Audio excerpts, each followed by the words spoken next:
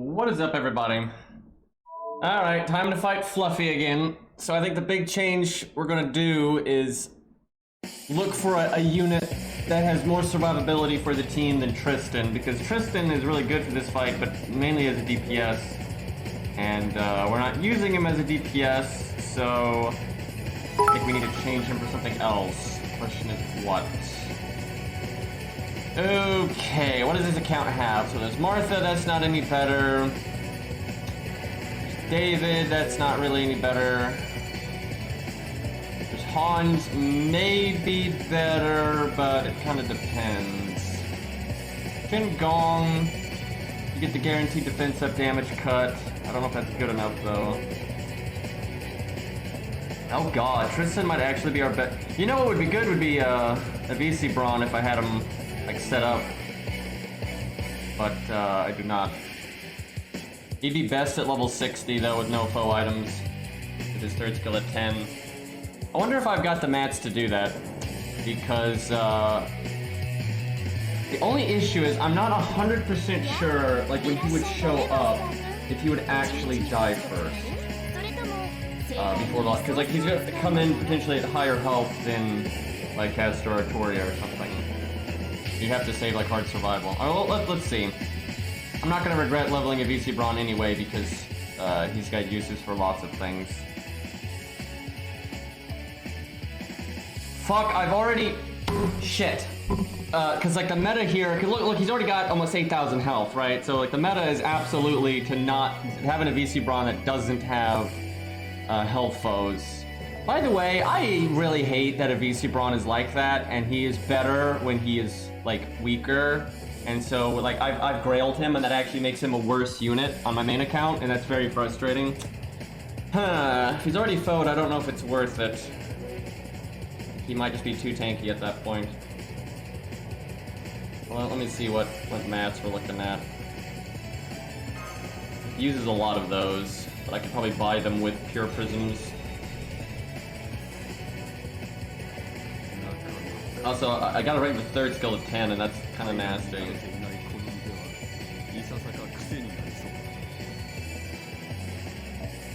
But it could be really helpful if I could get it. I could even give him like outrage, so if he dies, the turn is cancelled and the boss stops attacking. It can be really good.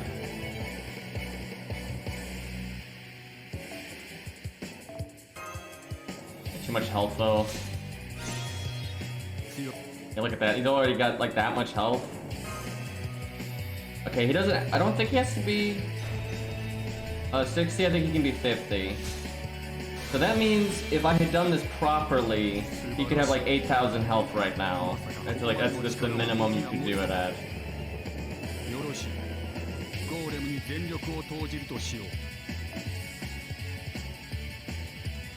Yeah, he'd be at 8,500 if I did foe items.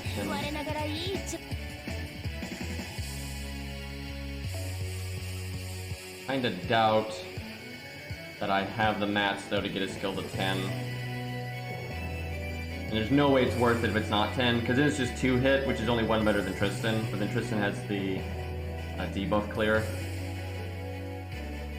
It might be Hans, honestly. Like, Hans isn't too bad. I think I've used Hans here before, and it's like, it's kind of random. It's like, sometimes he'll buy you a turn, or even more, but then sometimes he doesn't do anything, and like, his heal and defense up don't make any difference, and everyone dies that turn, and it's like, why is Hans even here then?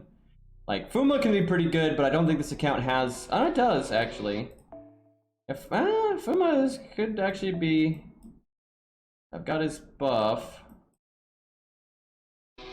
Because he can guarantee that, like, Castoria or whoever lives an extra turn. Which is certainly nice.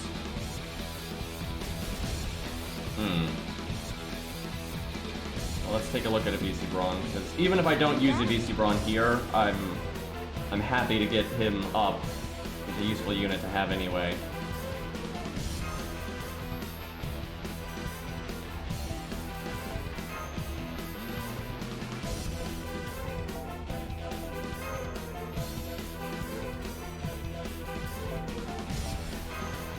Pretty sure I'm gonna need to buy golem cores with pure prisms, and looks like gold cash gems. Hopefully I haven't bought those already. Alright, let's see here. Stop. Hero Prism. Alright, haven't bought Hero Proofs yet. I probably haven't bought anything then, because Hero Proofs is a pretty common. Oh, looks like I had bought a few of these in the past.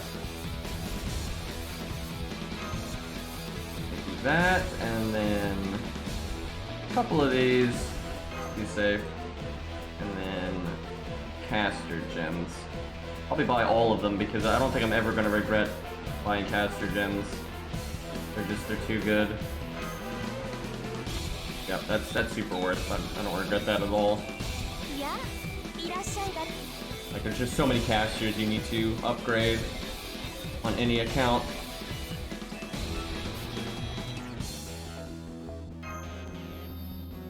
Now I could upgrade a VC Braun second skill some too, because he might be able to overcharge Castoria, and that's really good. Also, there's just like him being able to Brave Chain, so you get rid of more curse stacks. Fuck. Oh fuck! This is what I get for not playing events on my old account here. I don't have any rare prisms. Technically, I could play the event, but I don't want to do that.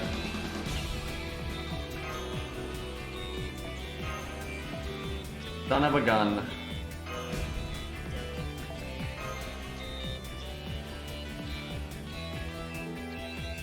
Let's see if I got things I can burn.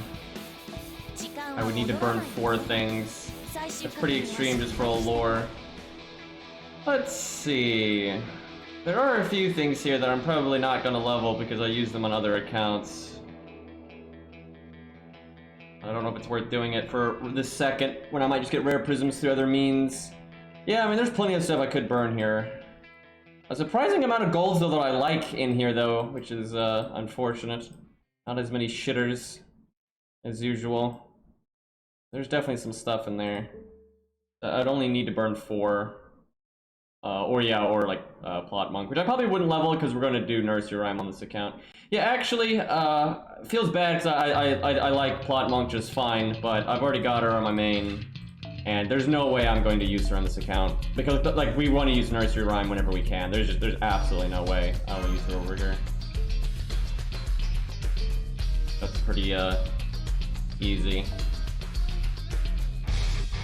Can't believe though it costs 5 rare prisms for 1 lore. It's ridiculous.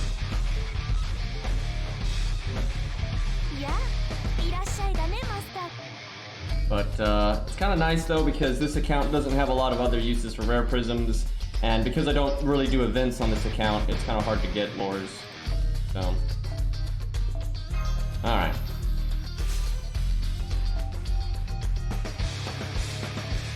It's fine. Like I said, I already have Plot Monk on my main, and she's actually quite upgraded. She's gonna be 3.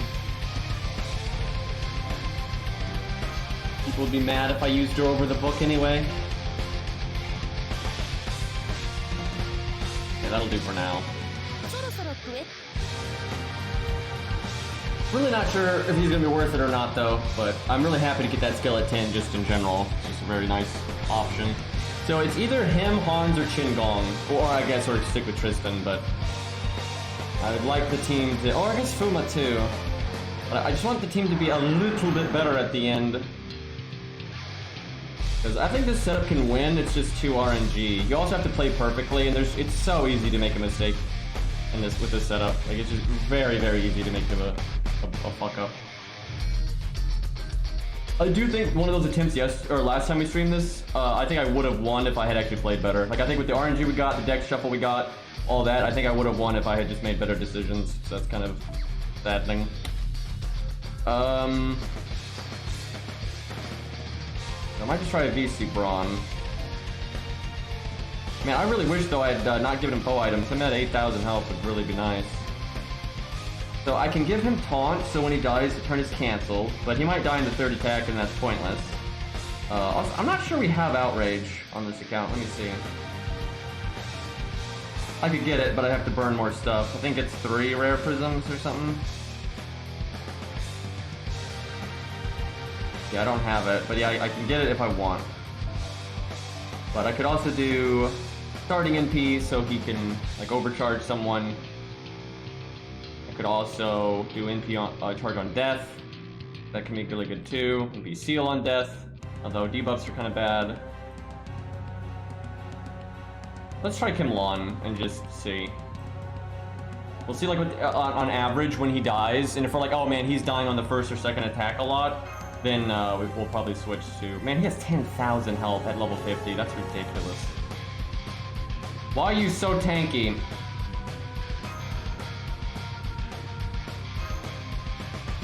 I think it might actually be Fuma. I think Fuma might be the way to go.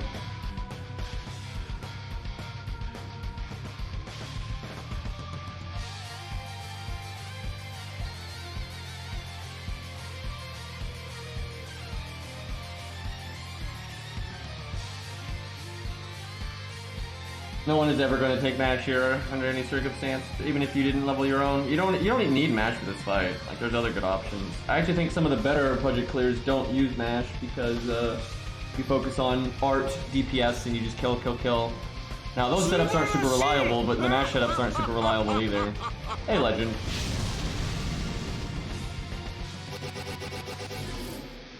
Like, there's really, like, Mash is okay here, but there's nothing really that special about her in this fight. It's just, this account has literally nothing better it could bring, so... It's not like we've got any of the meta supports. Alright, so... Let me think.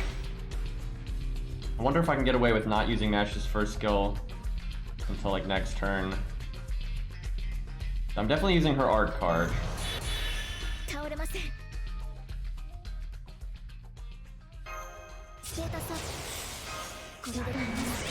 think I might wait. It depends, because I want Mash to take some damage, so like not using the first skill will mean Mash will get beat up more. Like Mash's death timing is really tricky. You want her to die first, but you don't want her to die like super quick.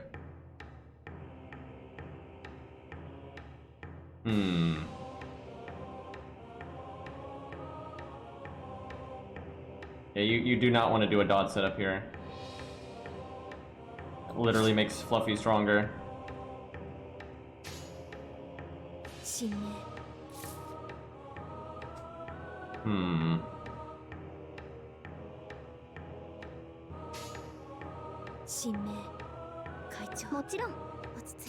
see what happens here with Mash, see how much damage she takes.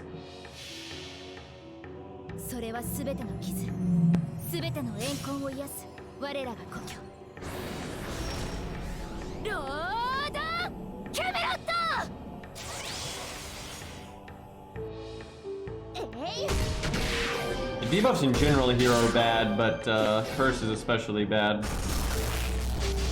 Some debuffs are so good that even though they're not as good in this fight, they're still worth using, like absolutely. But the debuffs are just strictly not as good in this fight as normal. Also, he's completely immune to any kind of incapacitate. Now, do I want to break this turn?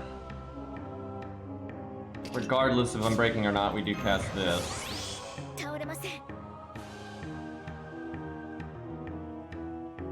Could evade. It would be nice to mash NP again before breaking, but you kind of have to get a better opening hand than what I got for that to work.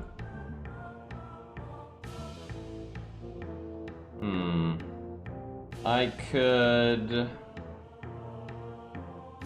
even Brave Chain on Kidu, but I'd like to do the NP on Astoria.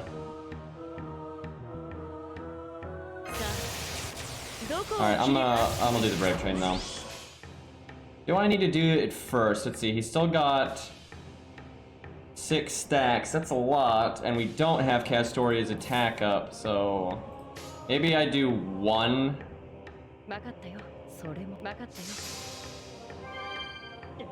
Damn it, I really wish we didn't get the heal there, because the other 2 didn't need it, and then now Mash is, like tanky again. That's bad.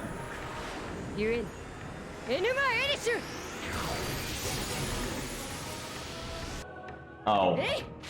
Right. We're using Enkidu. Did not need to do the art card first. Not necessary.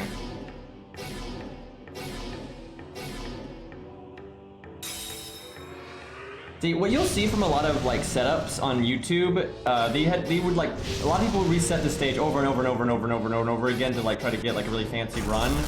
And what you see a lot is like you'll see supports that get brave chains like in the early parts of the fight, and they do that so they get rid of the stacks, because you need to get rid of the stacks off the boss. But then they get the support killed through that, because if you notice when you do a brave chain, you take an insane amount of damage.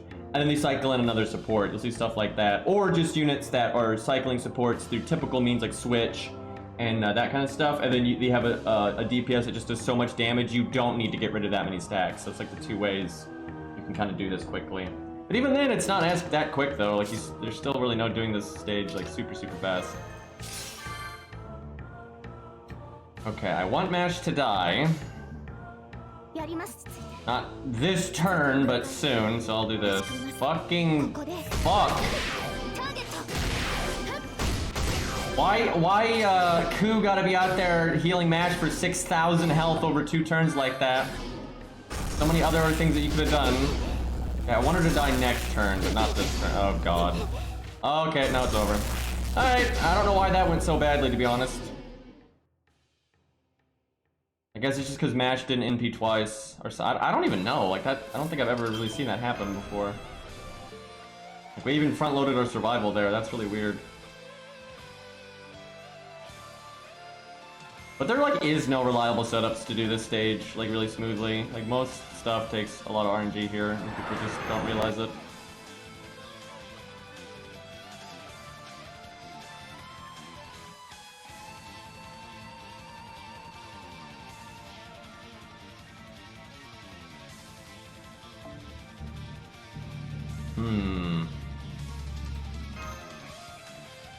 Yeah, appropriate music. Another horrific boss. Let's get Fluffy his theme here.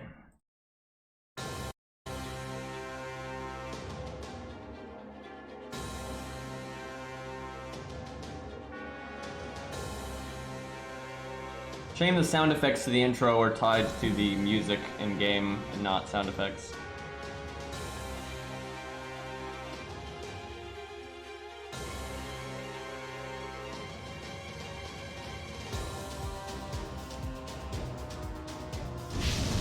Okay.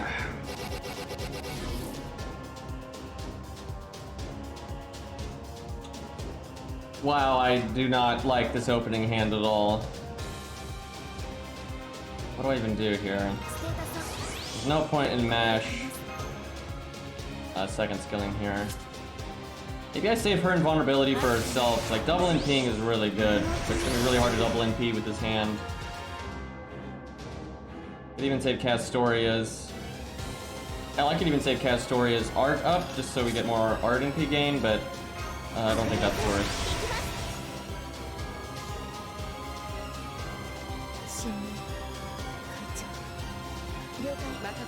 Man, I don't like that though. It's like it's not good for anyone. Like we don't get rid of curses because we're not brave chaining. We don't get NP gain on anyone that matters. Mash can't work for just like an NP. It's like a completely worthless opening hand. What you want to see is like Mash cards, especially her art cards, or yeah, pretty much that. That's actually what you want the most. But you want at least 2 Mash cards, even if it's not art cards, just so you can brave chain. And if you're not gonna get that, you at least want to get like this would make it a much better opening hand right here. Like that's way better.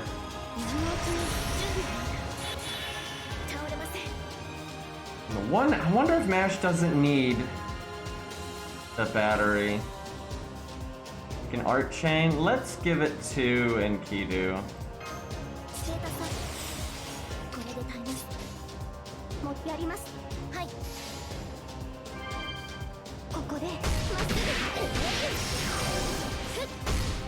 Yeah, that's enough.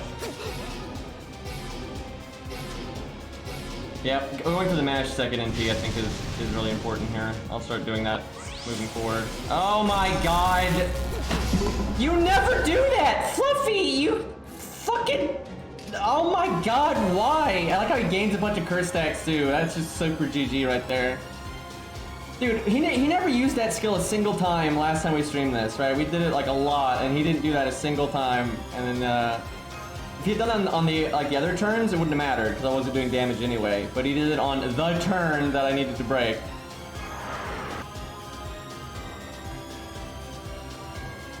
If I was playing Fluffy, I would use that skill so much. Like, obviously, you want to be smart about it. Like, if you know they have piercing vulnerability or whatever. Although you still want to throw it out to make them use it. But yeah, I'd use that skill a lot. Like, most of my turns, I would attack twice on invulnerability. That's what I would do the majority of the time. And then if I noticed it would kill them, then I would triple attack. The only time I wouldn't... Well, yeah, there are times I wouldn't use the invulnerability. Like, if I know for a fact that they can't do damage that turn, there's no point in using it. But basically, any time that I saw that the player had a damage NP, I would always cast invulnerability. That'd actually be hard though, because if you had like an asymmetrical PvP mode with this, you probably wouldn't let the Fluffy player see the cooldowns of the normal player. So you'd have to keep track because every player you fought would be using Waver, Castoria, Merlin. It's going to be so much battery meta that you kind of have to guess when they're going to do battery to the NP right away. Yeah, at that point, maybe you do just invulnerability a lot, because, God, the meta would be piercing vulnerability, though, at that point, big time. That could all get very silly. Okay, got an art card. No Brave Chain, so it's not the best timeline possible, but still decent. I really want to see if I could delay one turn on Mash's first skill, but I don't know about that. Do this. These skills here are uniform, and we do them every time. Except, well, I don't know, I might do the invulnerability instead of the evade, but I think holding the invulnerability as an option is good. Mash face tank one turn here.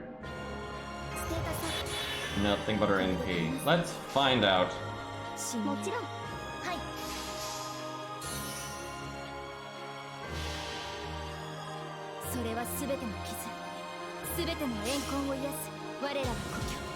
Yeah, buff removal is fine, but it's not really that amazing here because it's only for the invulnerability. At that point, it's more efficient to use Pierce Invulnerability because you just get it from a craft essence.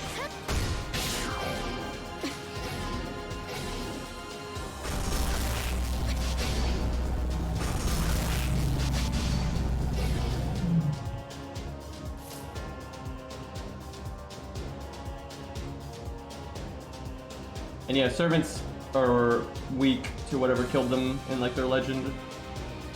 We take more damage from it.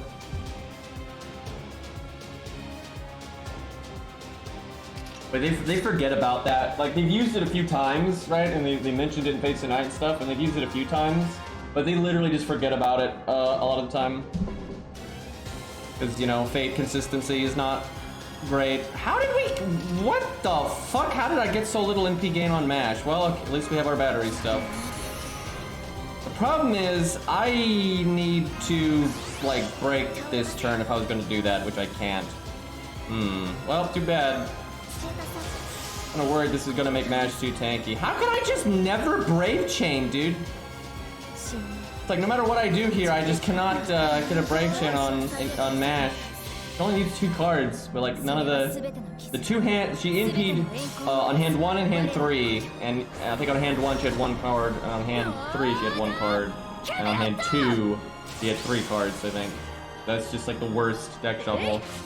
Well, that's not the worst. The worst deck shuffle would be all 5 Mash cards on hand 2. Actually, that would be massive GG. Now, Mordred would be weak to Rongo Bongo specifically. People always overly do. It's like that guy the other day saying Adam would have everything humans have ever had. It's that's what? That's reaching so hard. Hell, now Mash gets 2 cards when she doesn't have her NP anymore. Thanks, game. Okay, there is no way we need the first skill on Enkidu. That should be attack first. 1, 2, 3. He's got 6 still. I'll just be safe.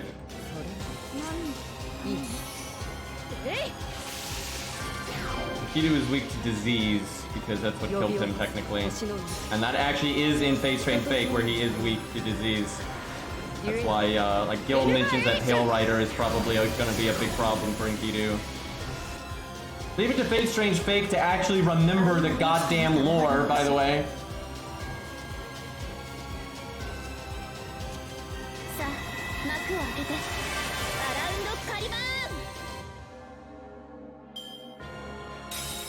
They do give it to Mordred though, because that's why Mordred has bonus damage to Oratoria with her NP. So they remembered it there. That's a gameplay thing. That's like obviously a nod to the lore, but yeah, they're kind of just being cheeky there. Because like lore-wise, Lancelot actually has an anti-dragon bonus, but it's not in FGO, and Ku has an anti-monster bonus actually. That's also not in game.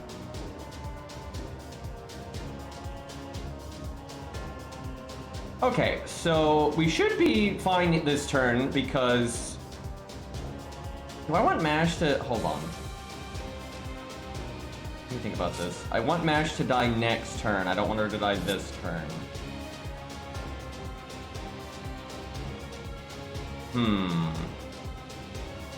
Thinking about Brave Chaining, but I don't think I should do that. How much invulnerability does she have? Okay. I'd like to Art Chain, but that might be a bad idea. Maybe just the one art card and have Castor. I don't know, maybe she could get away with it? Is that foolish? The Brave Chain is definitely death. Like that Brave Chain would get Match killed. Like in the short term, Mash doing one attack and then Castoria doing 2 is fine. I'm just worried that that's going to catch up with Castoria to get her killed.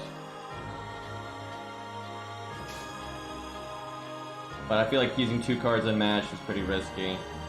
Alright, well, let's see what happens. I really wish Odin had done something useful there because we're kind of in a tight spot, but it fucking removed debuffs when I have no debuffs. Honestly, I think my decisions were all correct here, but we've gotten really bad RNG with the Odin stuff. I hate that in this fight. Like, it's so annoying. Like, it's so frequent that you literally get nothing. Like, you get the NP charge when you already have your NP, or you get the debuff clear when... The debuff clear one is the worst one, because it oftentimes will do it when on the turn that you get... Like, I can't explain. This is so hard to explain. So, if the debuff clear goes off on the very first turn, obviously it doesn't do anything, because you haven't gotten debuffed yet. And then if it goes off on the turn that you're using Castoria's NP, like, you may have debuffs, but you're going to remove them anyway, it's useless there. And it's useful the turn after because you still don't have debuffs yet because you cleared them last turn, right? So there's so many turns where the debuff clear can be useless. The heal is probably the best, especially later in the fight. The heal and the NP charge are probably the best. But even the NP charge, you can have turns where it's like you already have your NP and then it goes off. Like the NP charge, if it goes off this turn, will do nothing. So this is really bad because Castoria is about to die, so I don't know if there was a whole lot I could have done about that though. It felt like kind of like lose-lose. I can overcharge her though. I want to use her art card, but I don't know if she can afford it here. Hell, I might have to do invulnerability. I'd be so shitty to do invulnerability though if you have 2-hit invuln from her. Honestly, I think we might just be screwed here. I'm not sure there's a good play.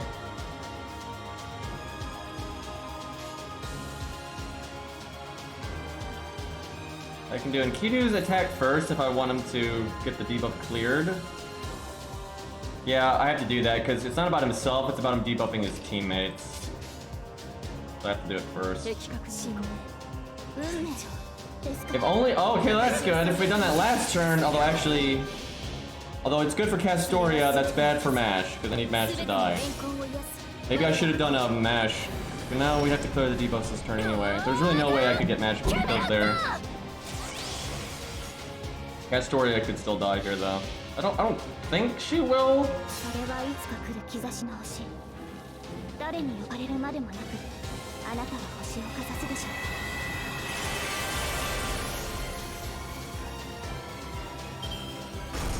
Yeah, honestly, Mordred's NP probably should have a bonus against Gwaine.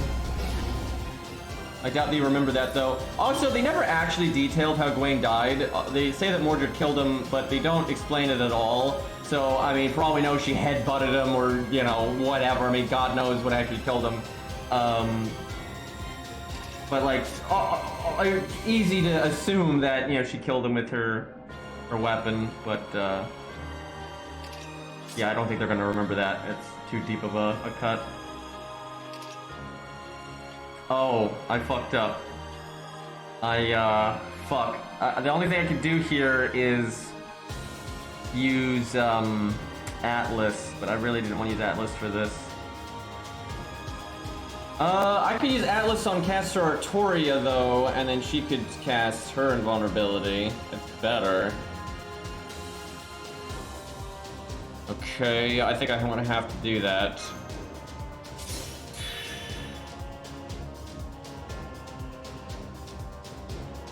On the one hand, I kind of want to save the attack up, like the battery from that for Enkidu after Enkidu NPs. If there's ever a time to Brave Chain with Enkidu, now is it.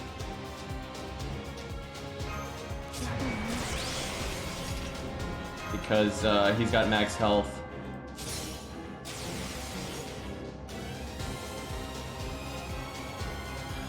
So I could definitely do it after.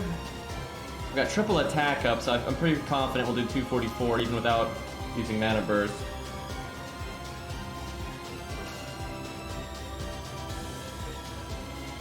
Gonna get dotted to hell here.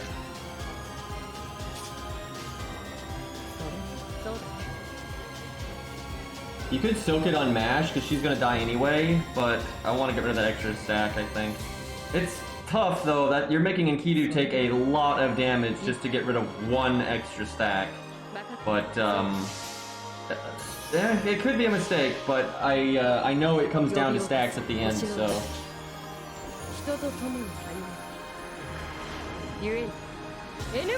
If you could fit 1,000,000 lions within the blast radius of Gwaine's NP, he would definitely be able to do it due to the unique, you know, way his NP works, but that would probably fit if they were stacked on top of each other enough. The best DPS here really just depends on what units you're working with. Enkidu is very good, but he's not necessarily the best. So Enkidu has some of the best burst damage here possible, but you might not need it. Right, so for example, if your setup has the damage to like break the health bars, like without needing Enkidu's DPS, then Enkidu is definitely not the best, right? Like easily at that point. Then a Foreigner is better just because they're so much tankier. So it just depends, right? It really depends on what you have, what your options are. Like for example, if you've got NP1 Yang, that's not very great. That's really not that good of damage. But then if you've got like the supports that compensate for it, then it's fine. So it just depends. I do think MHX though is one of the best because she's still got really high damage here and is way more survivable than most. So overall, I would say Enkidu is not the best DPS here. Again, it can depend on the player, right? For some players, he's the best because you might have just no options for doing that kind of damage, right? And you have no good supports to boost your damage. Because here's the thing, Enkidu does so much damage, he doesn't need that much help from the supports to do like really well. Except for the last health bar, but you know, that's kind of typical. But his survivability, although good, he's still, you know, Lancer and long cooldown on his stuff, so.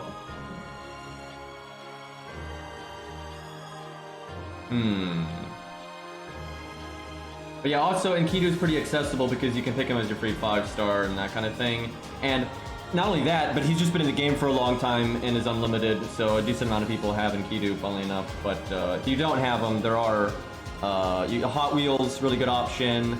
Ku, really good option, although you're probably going to want to at least grail him to 80. But you can do it at 70, but if you're going to do it with Ku at 70, you have to have his third passive. You're not using a 70 Ku here without his third passive. Like, no way.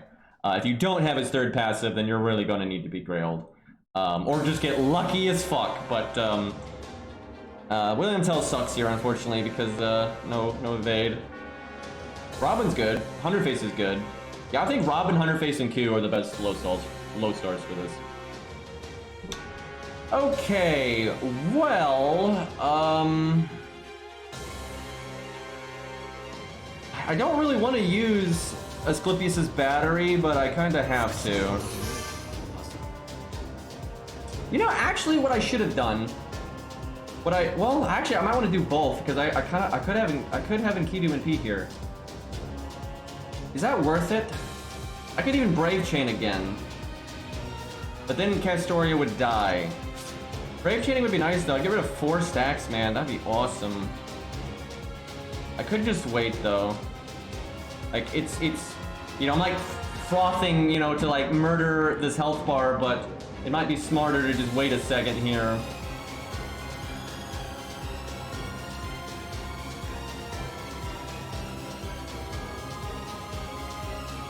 Let's see, let me look at Galatea stuff. I don't know if she'd be the best just because you have things like MHX and all that nonsense, but she would definitely be a lot better if she wasn't a Berserker. Let me look at her entire toolkit here. Like, it's hard to have a best just because, yeah, there's a lot of like different circumstances based on, you know, what supports you have. I mean, she's certainly good because she's got, you know, the party-wide debuff clear, which is nice. Anyone like that, like Tristan's really good because of that. Like, honestly, Tristan as a primary DPS can be very good here. Actually, I might even want to consider trying that because Enkidu is doing so much overkill damage right now that I'm not sure I need him. So I might actually be better off using Tristan, but, well, let's see. So Galatea's got the, party removal for debuffs, that's good. She has healing, which that's, you know, it's not like the best because healing, it's hard to muscle through the damage, but it's still good. Obviously the defense up is good, the guts is good. I guess if she wasn't a Berserker, she would have bonus assassin damage, which that's not that good. I mean, I think she'd be fine, but I don't think she'd be like the best by any means, just because, well, I mean, she has art, so she does work with Castoria because, I still don't think she'd be the best. I mean, there's just so many other, you got MHXX and Yang and all that, like, that's really, really, really good. But she would be very good here. Like, she'd be among, like, when you're talking about all the good DPS options here, she'd definitely be among them, like, for sure. Like, she's, like, everything about her is definitely suitable for the fight, right? But I don't think she'd be, like, the best. And if she was a foreigner, though, that would be really, really good at that point. Anything as a foreigner is generally going to be pretty good here. Like, if Enkidu was a foreigner, that'd be insanity. Yeah, Tristan's pretty damn good for this stage. If my Tristan has the damage to break these early health bars, I should be using Tristan right now, instead of Enkidu. But we'll see.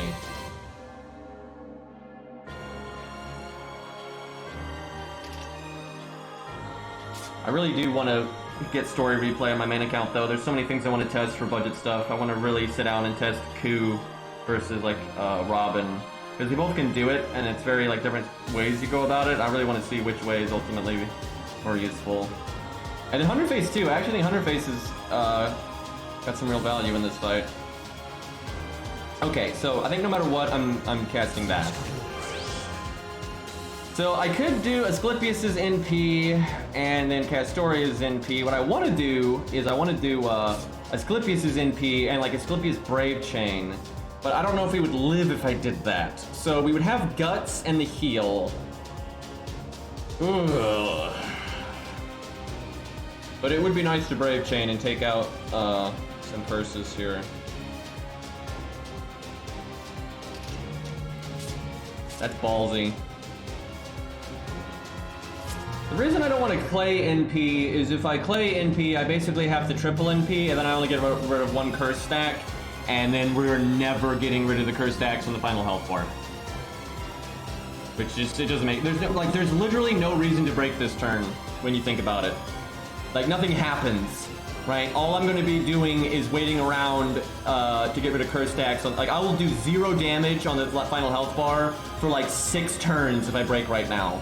So like, what's the point? Like, you might as well, you know, get rid of the curse stacks now while doing more survivability focused stuff. That's a big thing to keep in mind when you're fighting Fluffy. Although breaking is good, especially the first health bar, but especially with the last health bar, it's not actually good to just break it for no reason, right? Because what you really need to be focusing on is getting rid of curse stacks and living, because he'll have so many curse stacks at the end. There is an exception there though. If you've got like some bullshit insane setup that just has so much damage that you can kill the final health bar even with a bunch of stacks, then you want to break as fast as possible. But you can really only do that. Like, if I had Merlin right now, right, because then Castoria can cast her attack up or NP attack up, the Buster up, Merlin Buster up, that attack up. You know, at that point, I might be able to just, you know, strong arm it, but, you know, I'm not going to be able to do that here. Also, you could bring a Mystic Code that was damage up instead of, you know, survivability. Actually, default Mystic Code's pretty good here, to be honest. Like, it really is. I might even try that, just because the debuff clear is nice, but it's kind of hit or miss if it's useful. And the invulnerability and the evade is the same, and the heal can be good on the default one, and the attack up at the end really does help you punch through.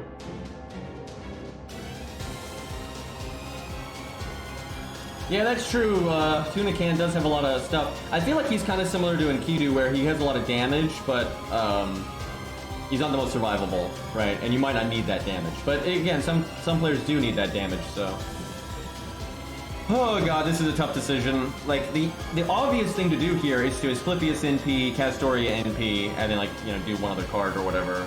But you only get rid of 1 stack. I think I need to Asclepius Brave Chain. That seems kind of crazy, but I think that's what I need to do, and I just need to hope the Guts keeps Castoria alive here. Oh god. I am starting to think that Fuma is what I want in the back after Asclepius. Because, like, Fuma showing up right now would really help bail me out. Because even if Castoria is on, like, minimum health from Guts, his evade buys you 1 more turn. Where, like, right now, a VC Bron's not going to really do anything.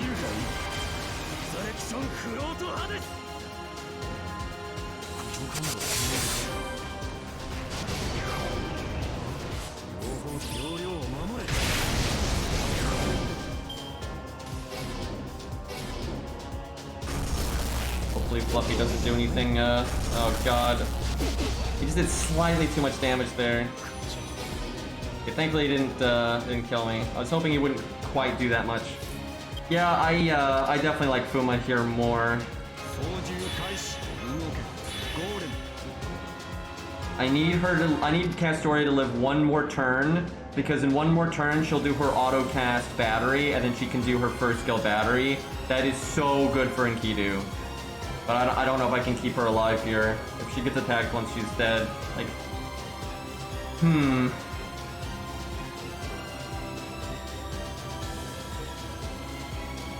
I might need Enkidu's first skill, which sucks because I really want to save it for the final health bar. So he's got 6 stacks. We only have the 1 attack up. Yeah, I need it. It's either that or I have to use Castoria's stuff first, which I don't want to do.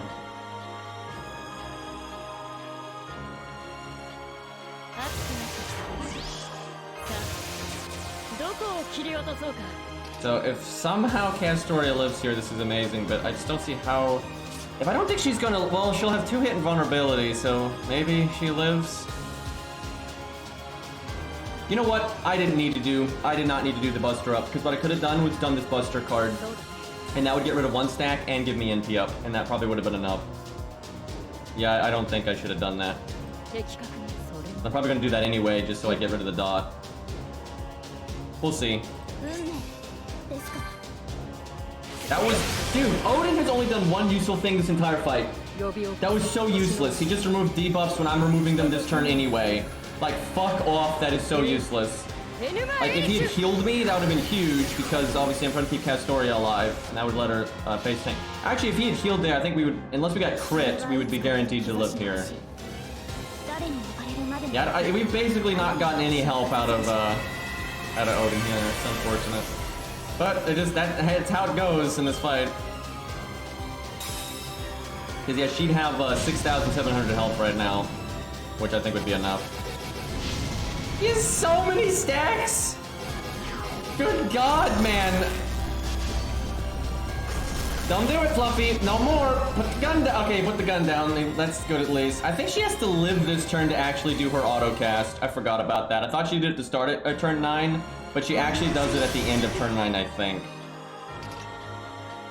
Crap, I can't even keep Enkidu alive. No, Enkidu still has guts, so he might be able to stay in it here.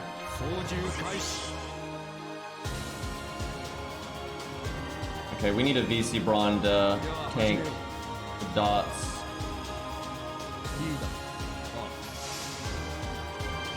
I do like how a VC Brawn, though, does get an easy NP here just because it does make a Brave Chain more likely, and that is nice. Because the Brave Chain is an extra dot.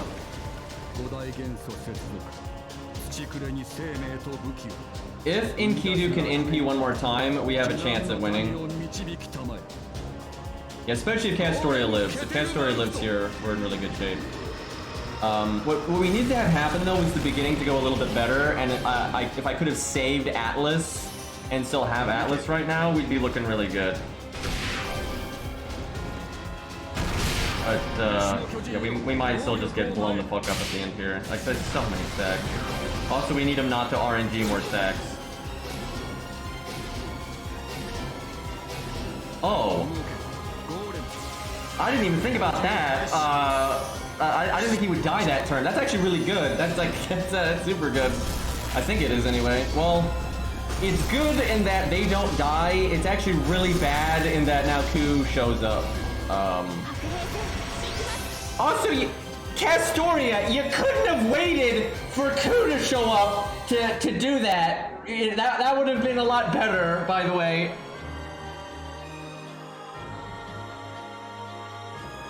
Alright, let's see here.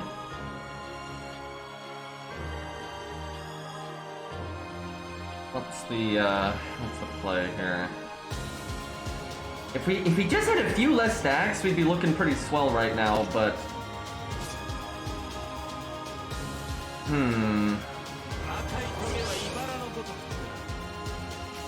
So now we want Castoria to NP before Enkidu, that way we get the attack up, I think.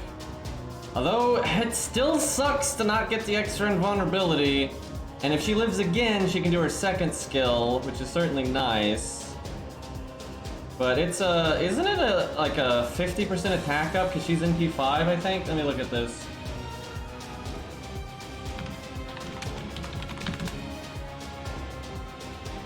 It is...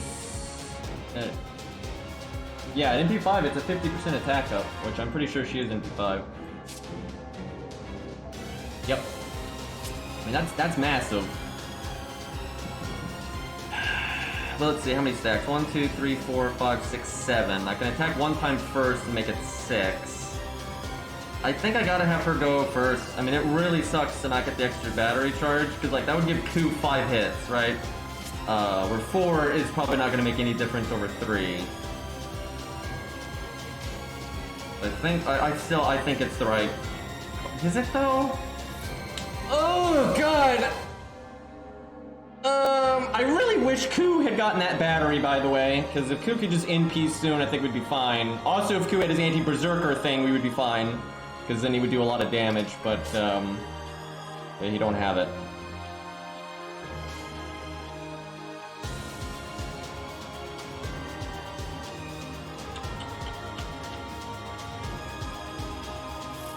And if Enkidu had his first kill, he actually might kill here, but he doesn't have his first kill, so he's definitely not killing here. Alright, we'll do it first, though. Who do I want to take the dot? Probably Enkidu, because Enkidu is never... No, he's going to do it first, so we'll lose the dot. But Enkidu's probably never NPing again, so... after this... Fuck off, Odin! How is he this useless? Like fucking Odin's blessing bullshit, like, every time! Like, he's done one useful thing for the entire fight. He healed at a good time one time, but he's like never battery at a good time. He's never done the heal at a good time. This is so stupid. He just keeps removing debuffs over and over again when I'm removing them anyway. Like, thanks, champ! Oh god, yeah, I would be pretty confident right now if Q had his anti-berserker skill, but because he doesn't, I think we're still really pushing it here. Damn, Castoria's gonna die.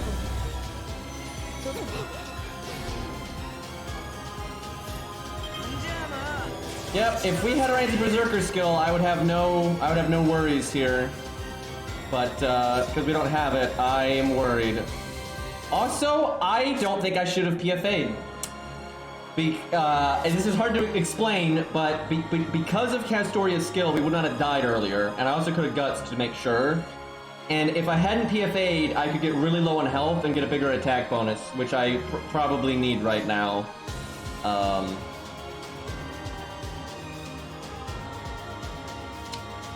I need to do as much damage as possible to offset the healing we're gonna do, but I'd also making stars isn't bad because critting can be good too. But removing dots is also good because I don't want to have guts go off.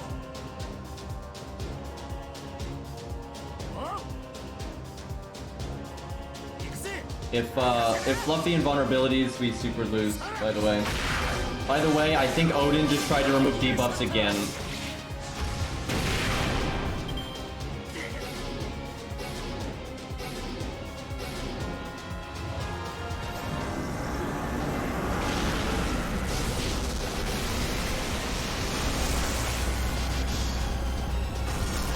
Well, we actually got down to minimum health. Now, before, I would have to do my third skill. If this was before they changed Fluffy, I'd have to do my third skill right now, and I'd have to one-shot him with my NP.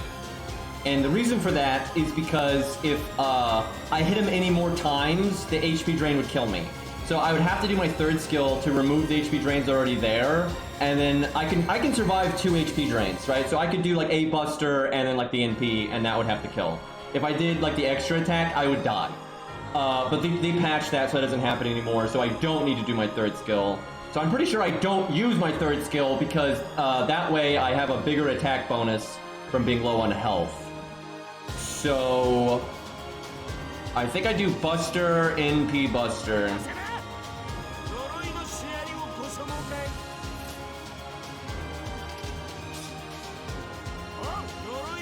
Unless I think... Now the Buster will outpace the heal. Barely, but... No! Odin! You just lowered my damage! I hate him! I think we killed anyway. Oh my god, fuck Odin, dude. Oh my god, fuck Odin. That is so stupid. Like, him healing me literally lowers Ku's damage. But yeah, see, I'm proud to say, though, I think we would have still won there if it was before. It would have been really close. If that was before they patched Fluffy, okay, so, yeah, before they patched Fluffy, I would have won there if Odin didn't heal me. I could have afforded doing my third skill, removing the HP drains, and I would have killed him before I built up enough HP drains to kill myself, right? So before that would have worked if Odin didn't heal me. But I'm pretty sure if I healed myself there and Odin healed me like that, it was before the patch, I would have lost. Because I wouldn't have done enough damage. So, yeah, technically possible before the patch, but not, you know, 1 in 3. Well, hey, we did it. Avisi Braun obviously did better than Tristan. I'm not sure he actually did better though than Fuma would have done. It's hard to say, but Avisi Braun definitely made a big difference there. So we won pretty quick after trying that. Oh my god. Dude, we almost lost because of Odin. Like, seriously, we barely won because of fucking Odin there. Like, that and because of low high roll, it might have even been possible that we could have lost there. Dude, I like how through the whole, I will say this, I feel pretty good about that setup because I don't think Odin really did anything help. Like, he helped, I think, on 1 turn. I think on 1 turn, Odin was helpful for the entire fight. And how many, I don't know how many turns that was, but god, fuck off, dude. Odin's blessing my ass. Okay.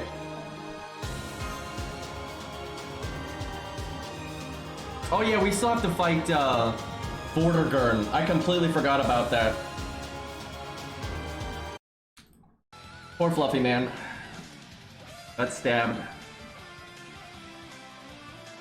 The Vortigern fight is a real boss fight, right? It's not like it's not a joke battle by any means. It's harder than a lot of like older boss fights, but it's not as hard as Fluffy. Like, no way. I think the game might be crashing, by the way. I kind of forgot the gimmicks in the Vortigern fight. I don't know if Hercules is good there or not. I'm trying to remember. I think he like... I remember Art is good there for some fucking... I remember 100 Face is godly there and Cheeky's good there, but I don't remember why. Okay, I think I need to reset the game. It seems to be locked up. Man, I tell you, Fluffy is such a bitch of a boss that it feels really good to beat him even on an ult account like that. Like, God, he's such a nightmare.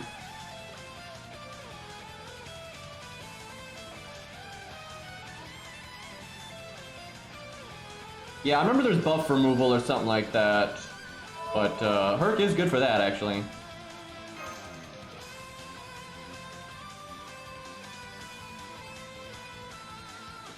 Herc can solo it if he uses command codes to apply buffs. That makes sense.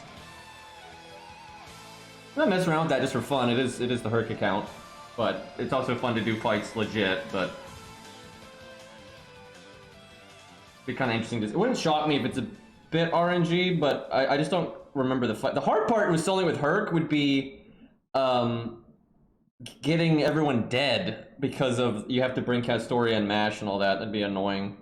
I might just put a Herc in the back and see if we can do something fun with it.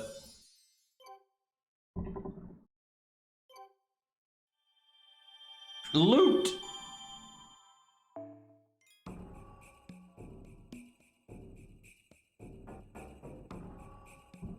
Alright, let's take a peek here. Not sure how many command codes you would have anyway that would be applicable. Hey Zal, what's up? Dude, I can't believe we almost lost there because of Odin. I can't even believe that.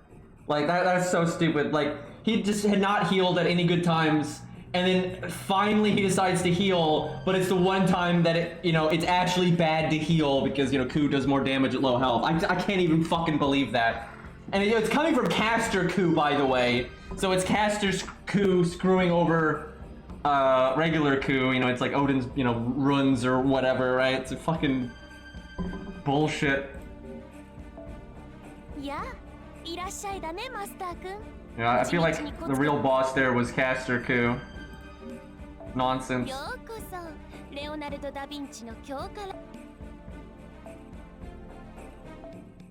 And like, no kidding, like we barely did enough damage, so like that heal was absolutely a bad thing.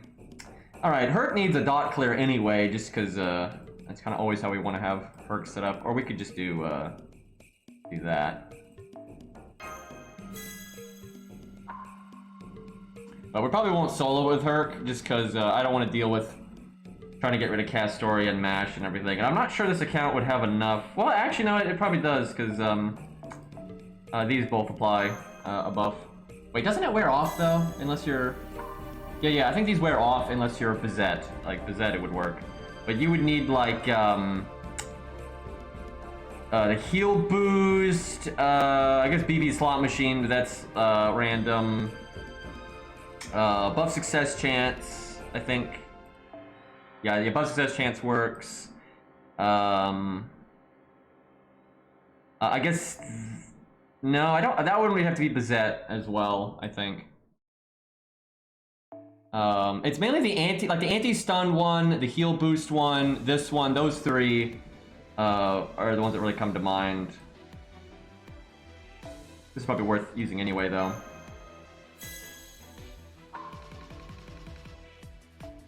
I think he uses up all of his power and like just fades away or something. I don't remember exactly though.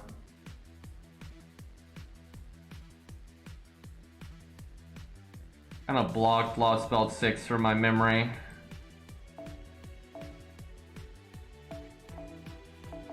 Yeah, I think that's the only one we've got, because we don't have the stun resist, we don't have the heal boost. Yeah, I think it's the only one we got. What else is good here? There's always just like the anti-mail one. Free damage. There's heal and that kind of stuff too, though. But that's normally not that important for Herc. I don't remember this fight particularly well, so we'll just go with that and see what happens.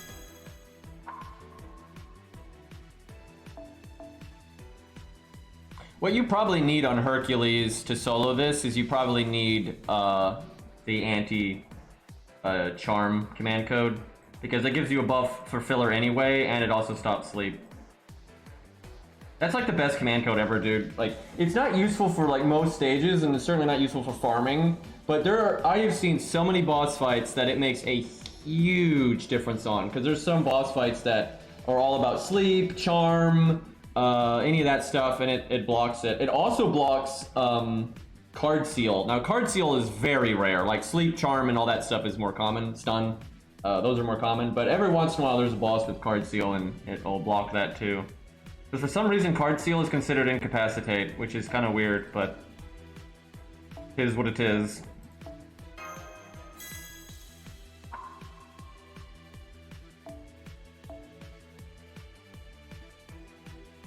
Yep, it wrecks the Aphrodite fight, absolutely. But there's other ones too. There was like that Van Gogh fight where you fight the nymph or whatever, and it was like all about sleep spam. Like sleep, sleep, sleep, sleep, sleep, and you could just completely block it with that command code.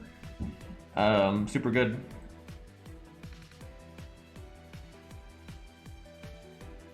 I don't know if I need this, but whatever. Alright, let's just go in there and see what the fight is, because I don't remember it. I just remember art's good, there's some weird debuff bullshit, and although it is somewhat of a hard fight, it is definitely not as hard as Fluffy. I mean, it is a decently hard fight. It's just that Fluffy is like the hardest fight ever, so, you know, when you're right next to Fluffy, you look really weak in comparison. But it's not a pushover fight or anything.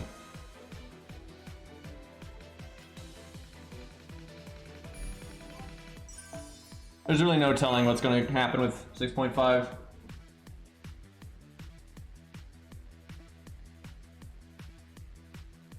Could be pure filler for all we know.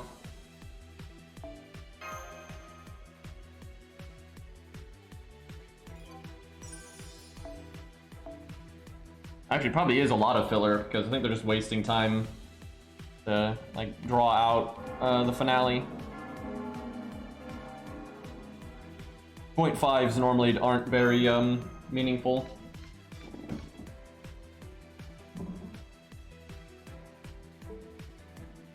Do they have to be in the front row? Yeah, you can't move them at all. That's kind of annoying. I wanted to put Mash in the front and Castori in the back, so the DPS is in the middle. Feels weird putting the DPS in the back here. Alright, so I know art's good, but do I even have an art DPS? I mean, we got the book, but that's AoE, and Geronimo's AoE.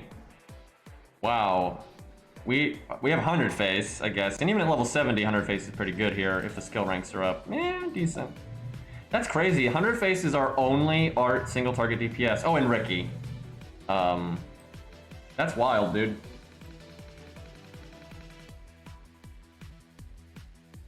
I guess we have Medea, but let's be honest, that's AoE without the benefit of AoE. Like AoE minus. Robin doesn't count because night class. Might do 100 face, but honestly, it might be better to just not do art, because I don't really have a lot of good art stuff. We shall see. I mean, this is fine. Hold on, let me look at Oberyn's or Vortigern's traits and stuff.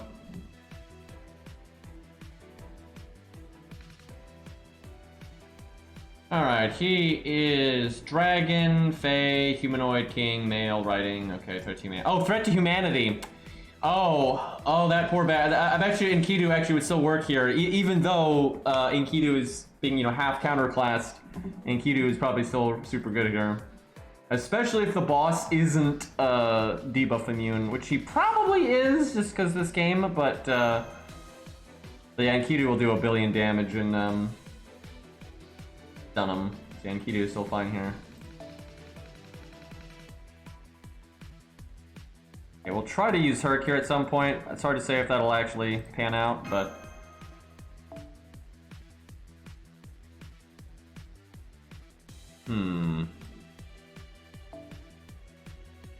Who's the most likely to die first? Probably Mash. Definitely Mash.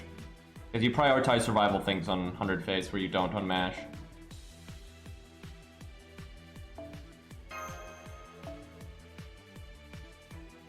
It's another DPS that... At this point, the DPS wouldn't really need to be art. You could just go all support, though, and just try to keep 100 face alive forever. You even do that in case there's a debuff shtick. Yeah, it seems okay. Also Taunt. I don't remember why, but I kind of feel like Taunt was good here. Am I nuts?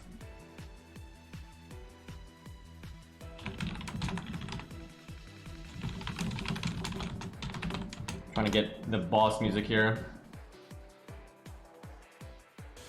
We could just turn, I guess, the in-game music on though if we want. Yeah, we can just do that. What? Let me think. I guess I should do it before so we get the intro. Let me just back out. Let me hide the screen because I don't want to accidentally show my bind code here.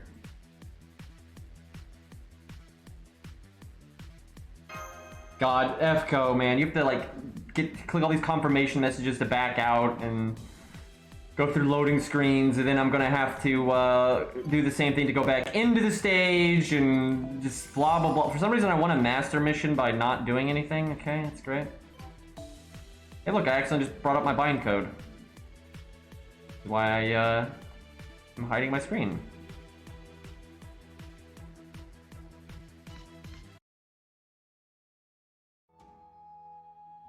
All right.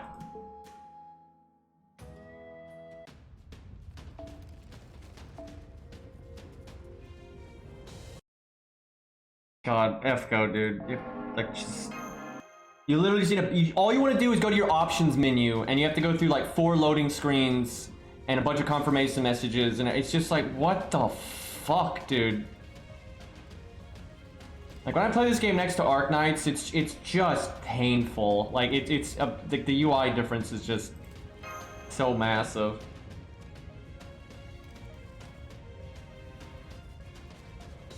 At least they made a few improvements to the UI, but I mean they have such a long way to go. Like the UI is just so fundamentally broken. But hey, the new Apple system's good. I'll give them that. It's obviously not UI related, but still a good system.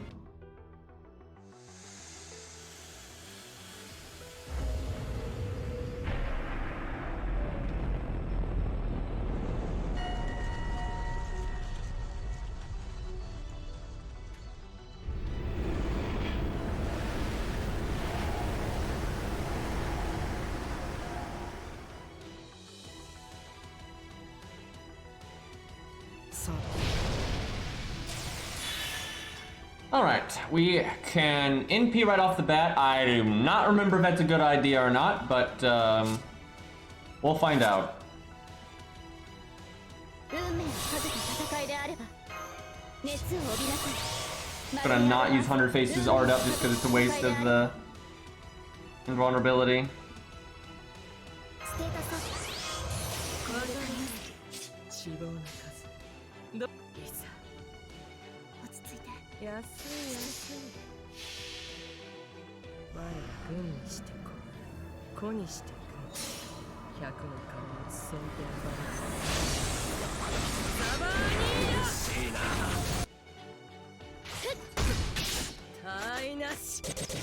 Not quite as much damage as I would have liked, but we are just level 70.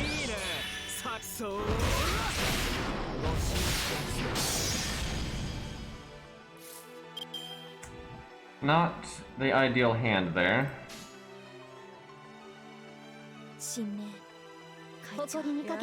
Probably should have put a Castorius card last, but whatever.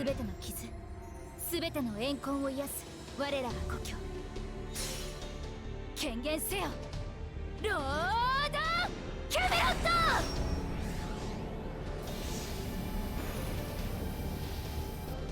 Mash is like buff removal or filler here. I really wish he'd attacked the 100 face before though, because she had filler buffs and wanted the NP game. Oh yeah, that's so useless by the way. That's like, I'm sure if you like really try, you could make Mash the DPS here, but that is such a useless thing.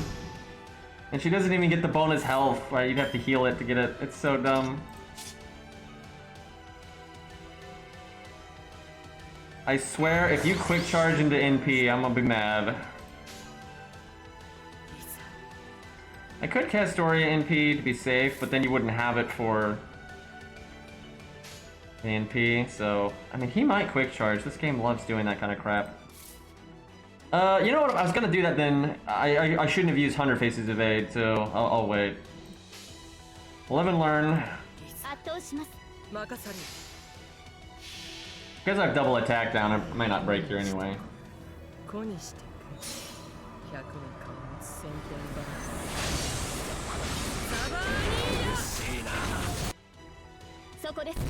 very close. Oh no, she did plenty of damage there. Don't do it, game. Don't you fucking do it. Okay, he didn't do it.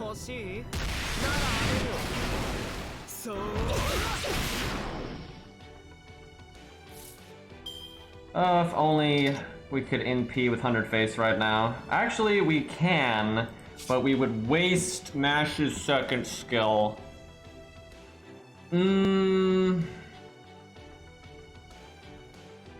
Honestly, I don't really mind because I don't really want Mash to live here, as bad as that is to say. Well, no, Mash will live here anyway because we're gonna invulnerability her. Well, maybe the taunt gets her killed, but...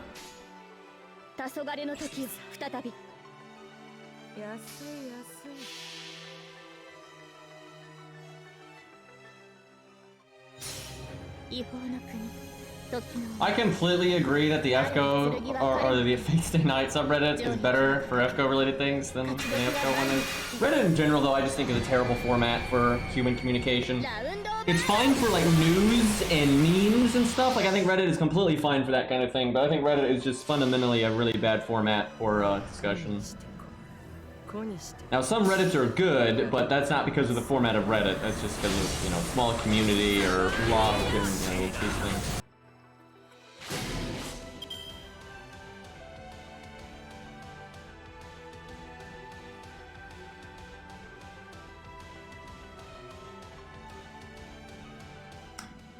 Well, yeah, Grailed 100 Face would be a lot better for this, but it's still working out.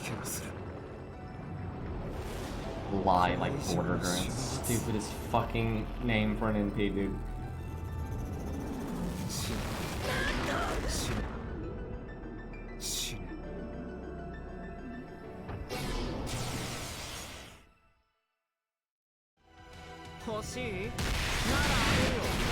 See, if Mash could die here, Asclepius could show up and remove the sleep. Now, is it worth it to remove the sleep? Yes, because we've got a Brave Chain, which is pretty nice. Although it'd be even nicer if I could do the Art Chain with Castoria, but...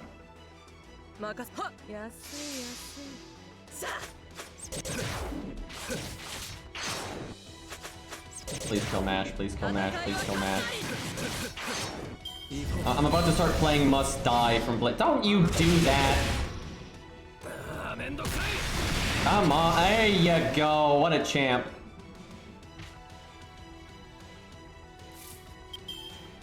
Okay, definitely a good time for this.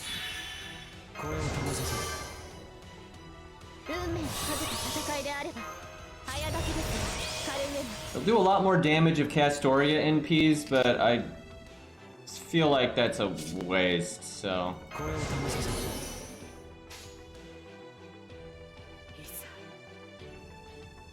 Do I want to Asclepius NP for the debuff resist. Yes, but I want to do it last so I don't block the filler debuffs.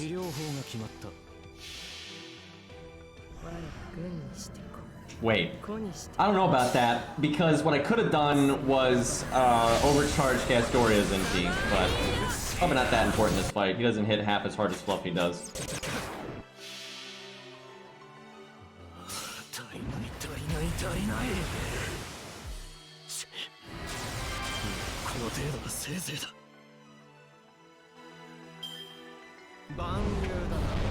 Sleep is like designed to be good on the boss side and bad on the player side. Like, it's just one of those. It's really not that good on the player side.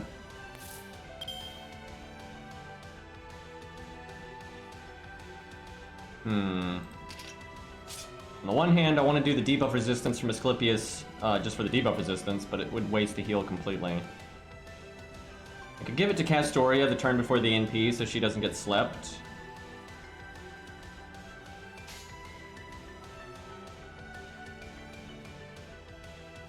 See if we can get 200%. Yeah, probably do it on Castoria next turn, even if I whip the heal.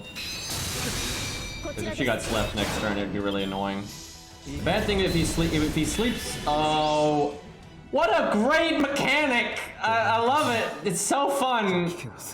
Very skillful. That. Lots of meaningful workarounds, you know. It's not just trial and error or anything or RNG. Nice damage though, nerd. Unfortunately, I can't use Asclepius's heal. So I need to do this just to be safe. Because if Asclepius could heal right now, it would be fine, but no can do. God, this game, dude. Just love their stupid quick charge non. Oh, he just does it again. It's great. Okay. So now you have to guess, because if he does it again, I need to NP right now. Let's see. Definitely cast that. I could overcharge Castoria, and then most likely it would linger. I'd like to use Castoria first, just to get rid of all those attack downs. Only got 76k health though. What I could do is do the invulnerability now, or the evade now, and if he doesn't quick charge, then do Castoria next turn. That seems decent. And what I can do is to keep Castoria from being slept, I can heal her. Yeah, that's probably the best way to go about this. Use this for filler.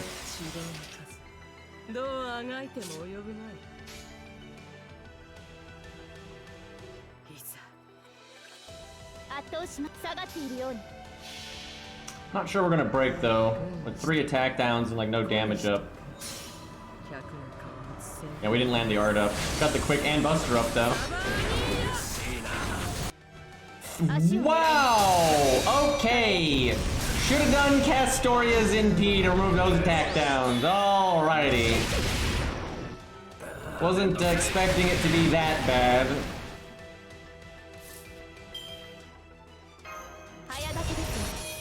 Oh, he removed the debuff resistance now. That's annoying. Jesus, dude. That damage, that's so silly. I might as well not have NP'd at that point. I should have NP'd this turn then. Should have just done nothing and then NP'd here. So that would at least break.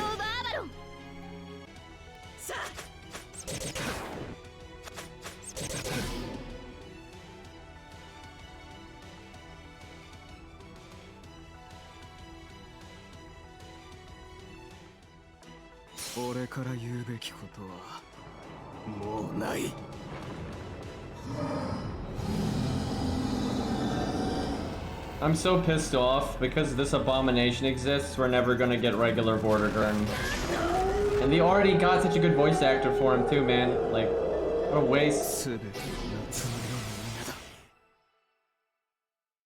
And generally they're good about that stuff when they like get a voice actor for, you know, like a Garden of Avalon, right? They normally will make sure they get the same voice actor for, you know, FGO or anime and things like that. Okay, this turn kind of sucks, but yeah, I wish we had broken by now. That would really help. Don't you do that. stop it? Okay, no, that's fine. It's not ideal, but you can work with it. Do I have to NP here? I think I do. That really sucks, but I think I NP with Hans too. So NP with Hans, then NP with Castoria, and then NP with 100 Face. I basically have to NP with Castoria to just get rid of the attack down. Well, Morgan's voice actress changed, but I don't think they ever did a lot with her beforehand, and also technically it's not the same Morgan. Because like they're not going to they wouldn't use, if they did regular Vortigern, they're not going to use the voice actor they used for Oberyn Vortigern. They would probably use the one from Garden of Avalon. Although, maybe not now, because Oberyn is so popular that they're going to use any excuse. Like, instead of adding regular Vortigern, they would just find a way to make it like a different take on Oberyn Vortigern, because he's just that popular.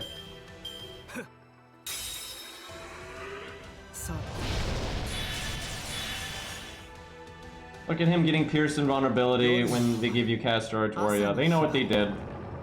That makes Herc, though, not as good at the end. He'd be better at the start, if anything.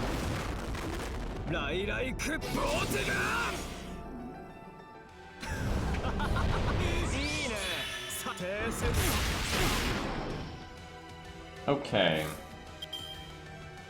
I like how Hans isn't slept, but he can't do anything. Go get him, kid. You got it. He's not really a kid, though. He's just in the kid body, but, well, you know, you have Billy the kid, who's an adult. So many attack downs. Well, this is bad, because, like, everyone almost has value here, but no one actually has value.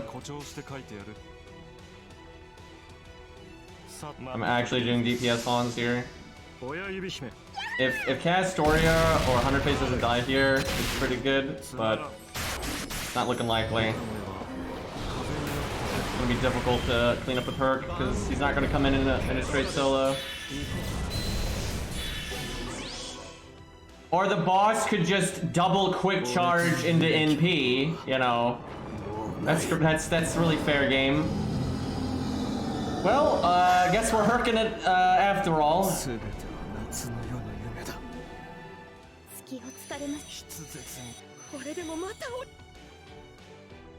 This could be a problem. And the problem is going into debuff hell. So we use our evade as filler, like 100%. We use our evade just as a filler buff.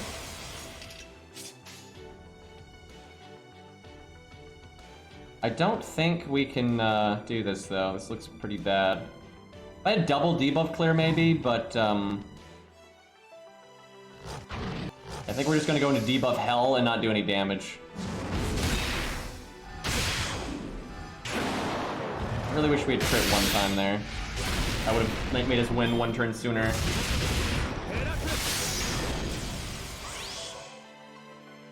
I guess though, yeah, he won't actually debuff as much because of the way Guts works. So what we would need is like just if we had the two, if we had the two debuff clears here, we could get rid of both attack downs. We still got a shot at this then though, because the way Guts works, he won't get the debuff as much. If we had crit one time that turn before, we would actually win this next turn, like right here.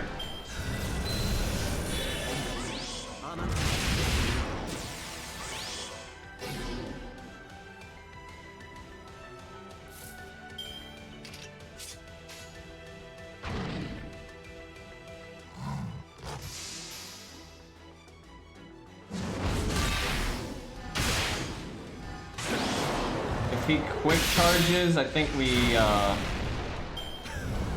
might lose, because he'll sweep us. I think we lose. Unless I have one more Guts. That's so lame because we're only 3k short, and if we'd crit before, we had 30 and 50% chance to crit, he'd already be dead. But I'm not sure we have enough Guts to live here. Oh no, never mind. We have another Guts. Never mind. Never mind. It's just hurt things. I thought we were one more Guts down.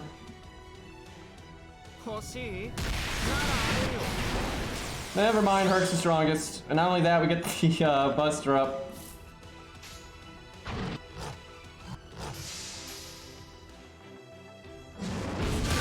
Well, that's rather fitting that we got to have Herc beat the final boss of Lostbelt 6. And we could have won even harder than that, though, like if we had gotten that crit. Wouldn't have needed that last guts. Yeah, that's obviously much easier, though, than Fluffy. Like, not a joke battle, though. Like, absolutely not a joke battle. But that is much easier than Fluffy. That's the emote combo there. That's ridiculous, dude.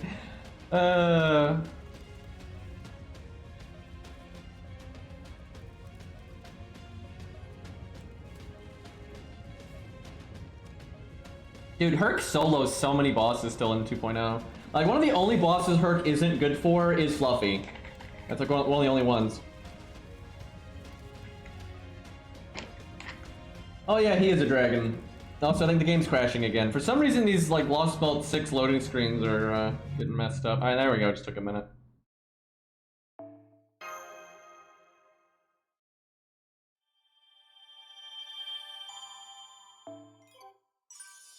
All this fat loot. I don't think, yeah, you don't get to do anything with Veach. For some reason, it's just, dude, what are they thinking? Like, why isn't the Veach event just main story? Even if it's short and doesn't have like filler, because it's really short, right? There's not that many stages.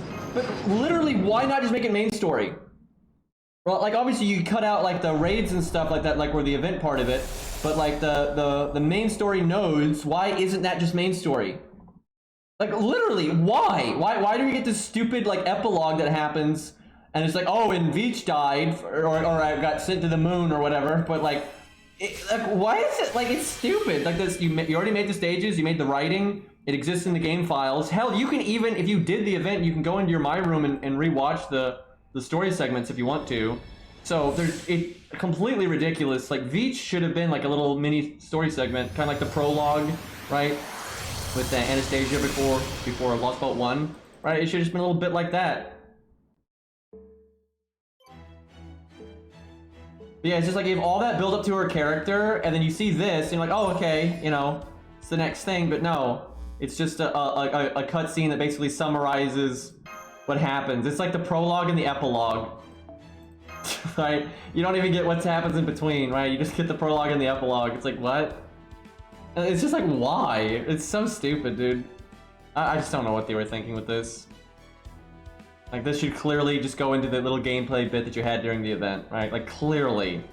And at worst, you could, like, make it a main interlude that you have for free. So you don't, like, kind of like Epic of Remnant. So, like, seeing this prologue and epilogue kind of tells you, hey, if you want to go do this little side story with Veach, you can. But if you want to just do it later and, you know, focus on the main story, you can do that, right? So they should have just done it like Epic of Remnant. Like, make it a side thing. But nope! You have all that build up to Veach and then, oh, hey, it's over. For some reason. Like, this is the most silly... Do I get a Grail for this, by the way? No. Okay, they're not that generous. Oh, wait. Oh, the dumb Mystic code. It's completely useless. Alright.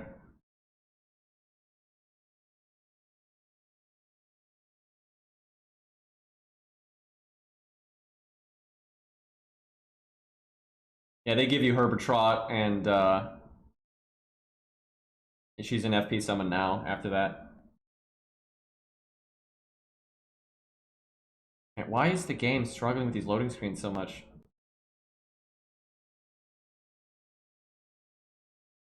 Work with me. So I think that's everything you can do in the main story right now, though. So it's actually 3 accounts that I've gotten completely caught up on. The Steno account is pretty far along, but it's not as far.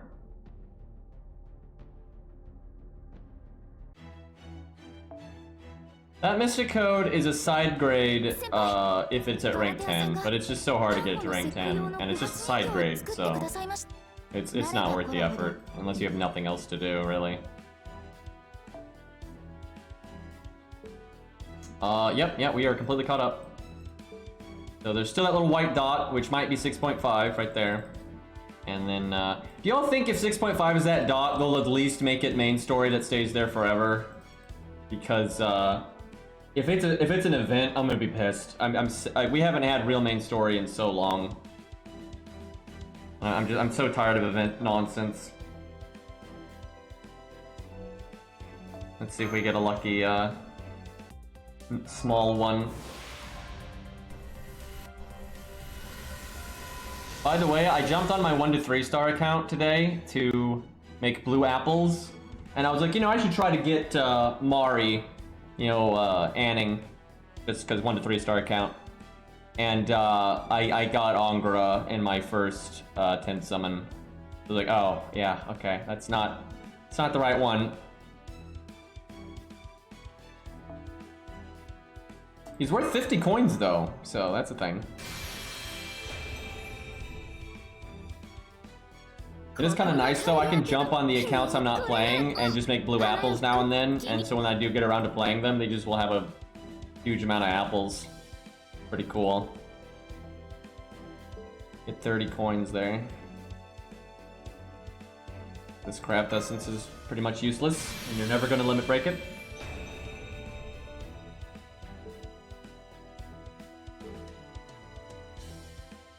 Alright, feels good though to have the Herc account caught up like that. That's pretty nice.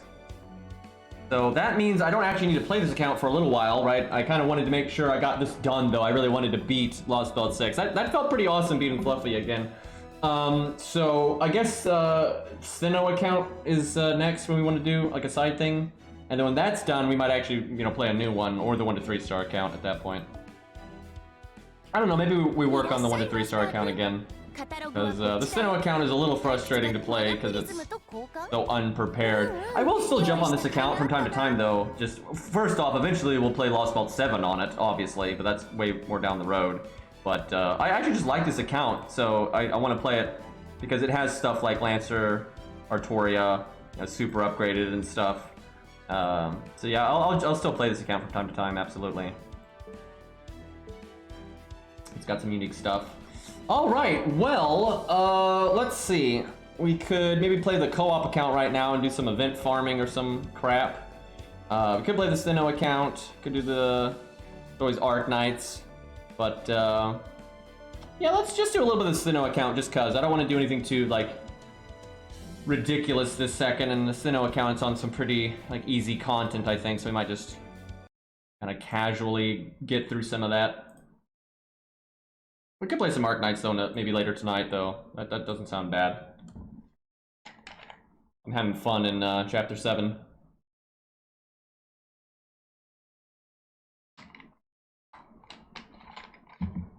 But I want to play FGO a little bit more, just you know, hang out a bit. Get the music again.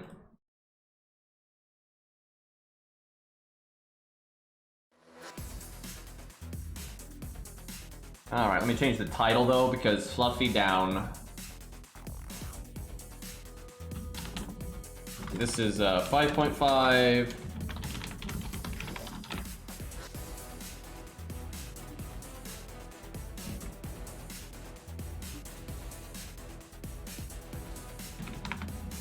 Okay, title's updated.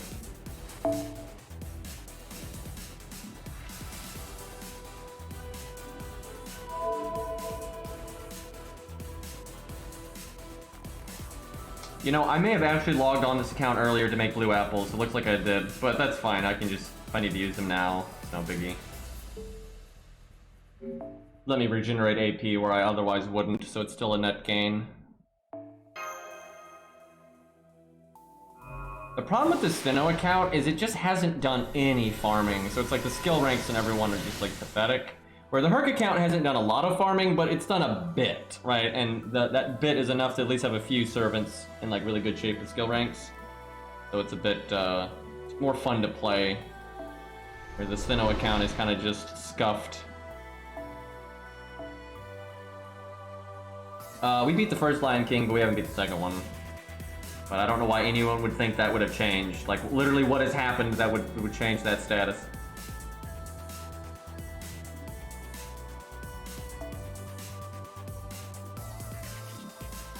I didn't pick Dion. Tyro did though, but I don't think it's worth it for us both to pick him. I don't know though, because Edison's good, but I don't know if he's good enough. What are we fighting right now? I wonder if we're fighting Medea, Lily, and Tunican again. You fight them a lot, but... I mean, maybe? Because I don't think it shows the assassin on the node, and because you see spawns from Medea, Lily, like, as a skill. So if it is that, I need to bring a really serious team. Man, I need to add myself so I can just summon...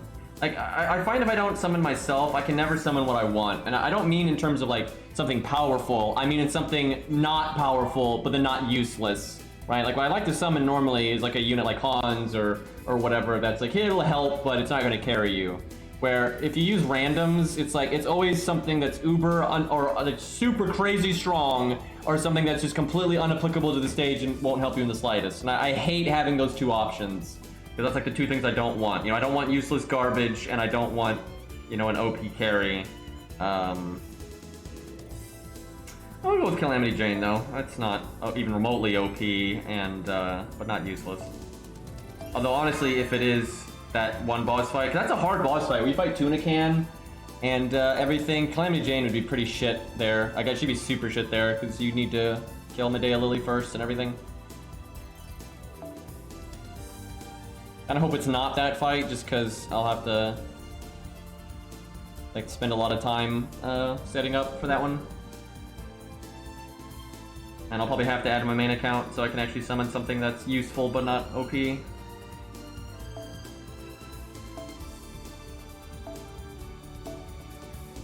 I mean, check. I don't even know if I have my main account already added, because it might just be I haven't logged in. This game is like that.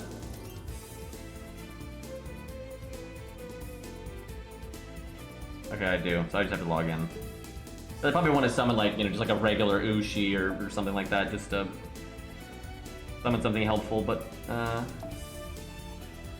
you know, I don't want to summon, like, you know, Ivan or whatever. Although I'm not gonna lie, having already done this budget, it would be funny to see how Ivan does. I don't know, would Ivan be good here? Because, I mean, obviously he's a good writer, but I'm trying to think if buff removal would actually matter here. I don't think that fight is next, though. I thought you fight Babbage first. Yeah, I feel like you fight Babbage first. Maybe this is actually Babbage. It could be that.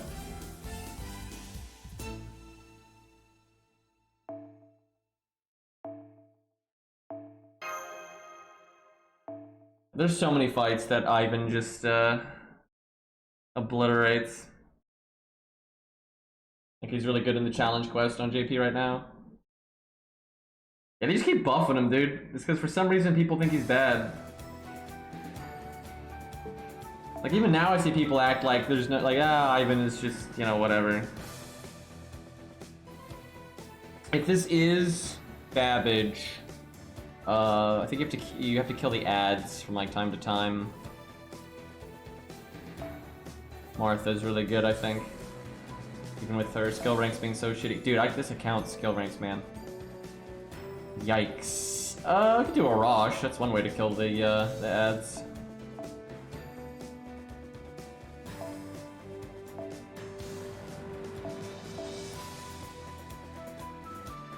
Alright, that seems decent.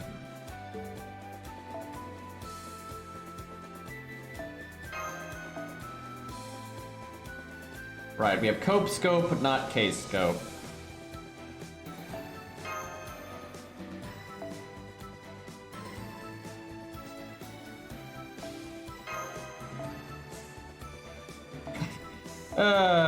Honestly, this is probably better than this, I would think.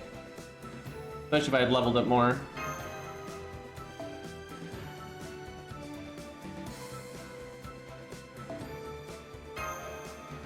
Maybe I should put Hans instead of David, but this seems alright to me.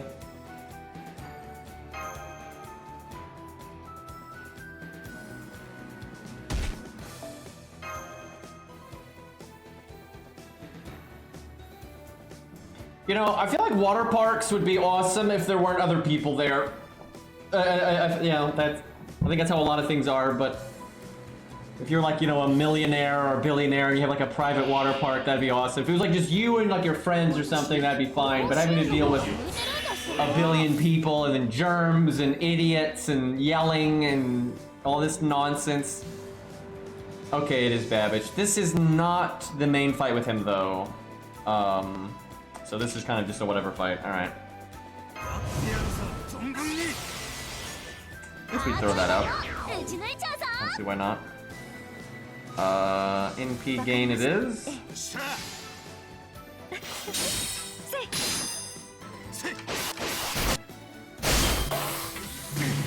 People bring hot dogs in the water. That's so stupid, dude. I just like, you know, swimming is awesome. I love swimming, and you know, you can make a lot of fun. You know, like I remember I went to a water park one time in my life. I think it was in Texas, and it was pretty cool. And they had a lot of like, you know, like rapids, and that kind of thing, which was interesting. But yeah, I don't want to be in like a giant pool with a bunch of other people that are like spitting and throwing food in the pool, and I just, no. And then they're in the way and they're screaming and they're making like, nope. There's nothing wrong with water and water-based activities, but that many people, no thank you. Yeah, people peeing in the pool and all this other shit. Yeah, it's like, okay. Alright, let's do this. I think it's time for Outage to go boom. How much damage can we do here? I'd like to make some stars. I'll save the debuff clear. Let's go bang, bang, bang. Having to do Outage's quick card first because I want to make stars. But, you know, he'll die, so I gotta do it in the first place.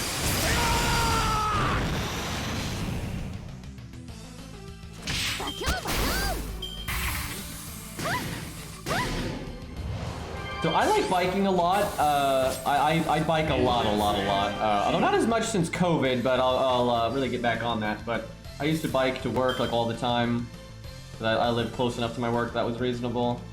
But the only thing about biking is I just don't like it as much as like rollerblades, because rollerblades are a lot harder and that makes it very mentally like engaging. So I really like that.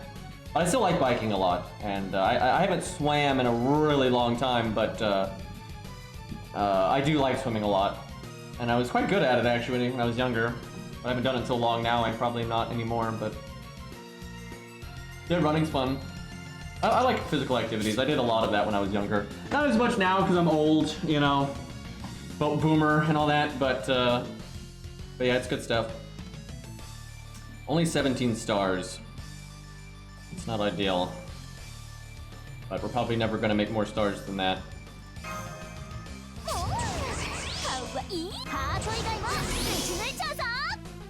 I guess we just have Martha do the thing here. And then Calamity Jane will get her NP. So yeah, basketball was actually really fun too when I played it when I was younger. It's one of those things where, you know, a lot of sports like that are very fun to play, but I don't really find them super fun to watch. But yeah, honestly, soccer, basketball, all that stuff is pretty fun.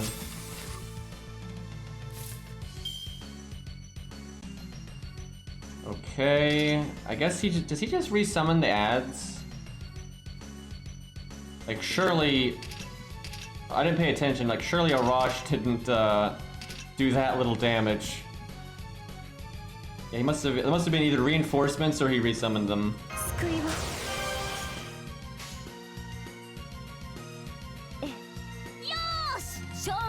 Maybe I just saved Calamity Jane's NP then. Have Martha hit him with the stick. Never played dodgeball actually. I don't think.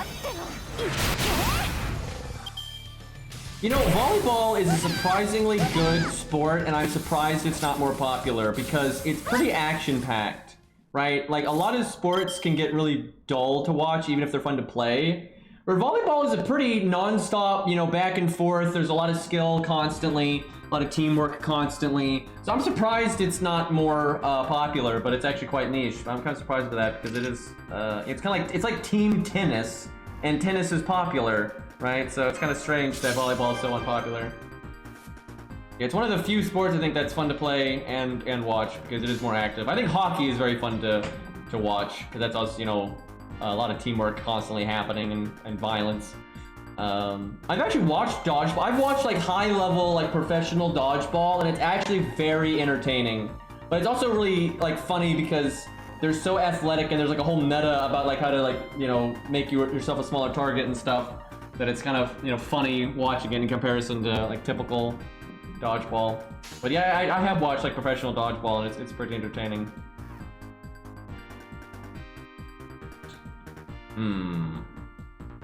Not a great hand here.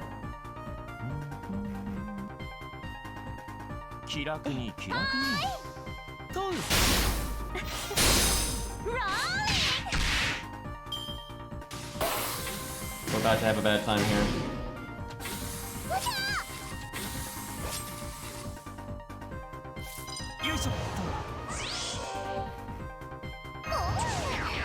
Well, between the attack down and the one-hit evade, might not be too bad here.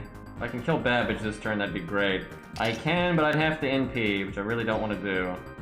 But Martha got no cards. David, you got this, right? 39k at neutral with a no attack stat, crash essence.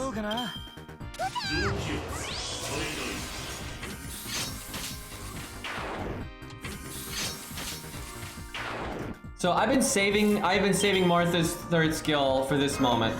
I knew you might do that at some point, so I was saving it this entire time. I still don't think I can kill. This is ridiculous. I just cannot get a hand that can do any damage. So if I don't kill here, it's so bad. Well, actually, it's not that bad. She's got the evade. Alright, we'll see if Martha can somehow do it. 24k, got a defense down. Oh shit, she crit. And she didn't do it anyway. Oh, this team was bad. It's because we needed like Ushi instead of Martha. We just needed any single target rider. We just have like a million archers on the team and no way to kill damage. At least he didn't kill anybody. Good turn on those two. Brilliant. Alright, at least we can finally kill Babbage. All of that just to save Calamity Jane's NP for one of these guys, so now I don't have any like attack buffs anymore and stuff, so what was the point?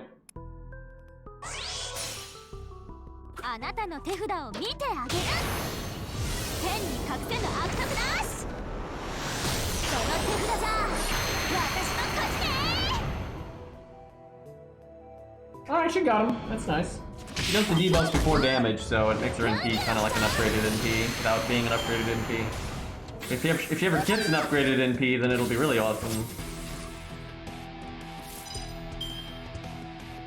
I legit think mini golf is more fun than golf, by the way. Especially if it's like, not if it's like kiddie mini golf, but like if like mini golf where they actually put effort into making it like, you know, ridiculous, right? And like lots of obstacles and stuff and like gimmicks, then I actually think mini golf is extremely fun. And yeah, especially if you have friends, right? If you're playing with friends, that's a great time. So yeah, mini golf definitely better than regular golf. Regular golf is just like, there is skill in it. I'm not saying there isn't, but it's insanely boring. Oh, I guess David just kills here because Calamity Jane battery. Kind of forgot about that. Everything is better with friends, but there's also certain things that like have exponential growth with friends, right? So for example, watching paint dry is more fun with friends because at least you can talk and stuff, right? But nothing about watching paint dry is, you know, changing. And the thing about like mini golf is like watching your friend get wrecked by an obstacle or make a bad decision or just, you know, be bad at the game is entertaining, right? Or something bad happens to you, same thing, right? So it's like the game gives you things to talk about and interact with and whatnot. Where watching paint dry doesn't do that, right? So you know, some things like mini golf are much better with friends. Where some things are still pretty fun even without friends, even if they are fun, like more fun with them. Where like watching paint dry is just not fun at all, and so that your friends have to completely carry the fact that you're watching paint dry.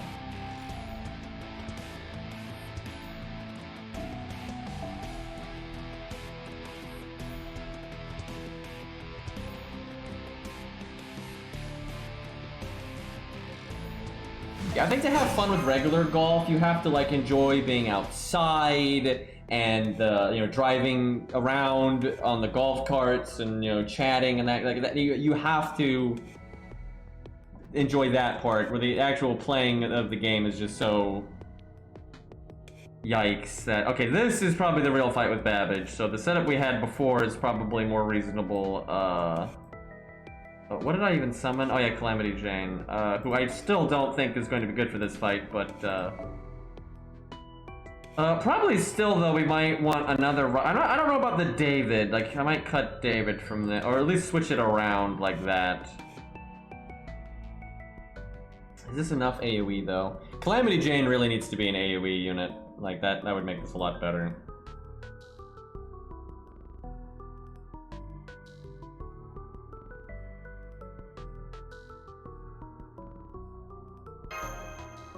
Shut up, Otto.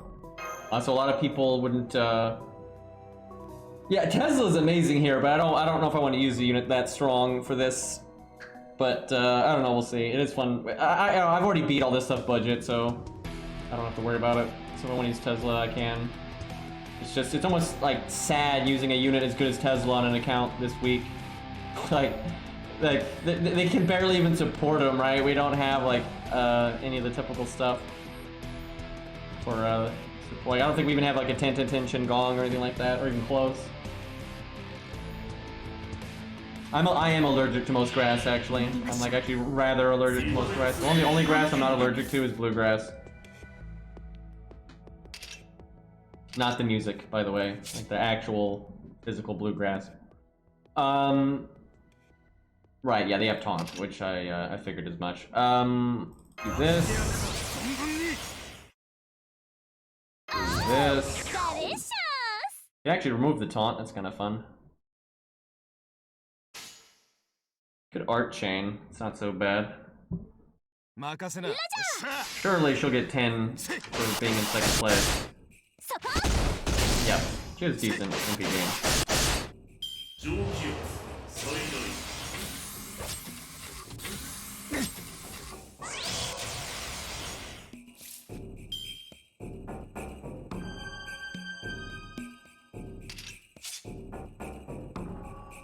I don't want to rush to NP for a while.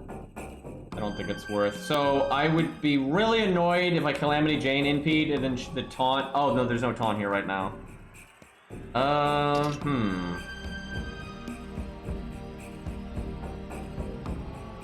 just gonna do this for the buffs it does chance. I shouldn't use Calamity Jane if I'm not gonna work stars into the team though. She is so much better and more fun if you have stars. Like she's just so much more impactful. And hell, you can choose Mozart if you need to. Oh yeah, I just remembered. I'm actually gonna reset. I think I can win, but I'm not doing anything fun here at all. There's so many things you can do that are fun here that I want to reset. Like you can bring command codes to like mess with the buff removal resistance and all kinds of stuff. And then if I'm not gonna use Star Gen, like Calamity Jane doesn't do anything, so I want to have more fun. Let's see. You think the NA event's bad? Like, it gets worse, man. Like, holy shit. Like, Requiem is bad, but I think the JP event right now is even worse. And then the Idol event next year is worse. There are no good collab events in your future right now.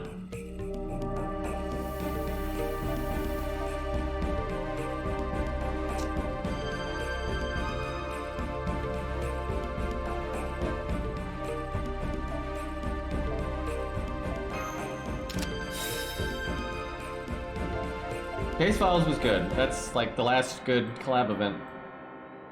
Chronologically, anyway. Wow, this account has fucking nothing.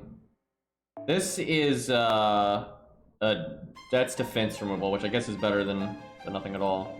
But like, wow, this account is, bare bones. Big yikes.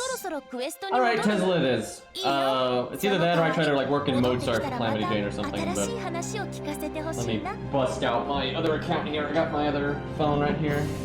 Dude, I have 3 phones around me right now, by the way. I really need to get rid of some of this old tech.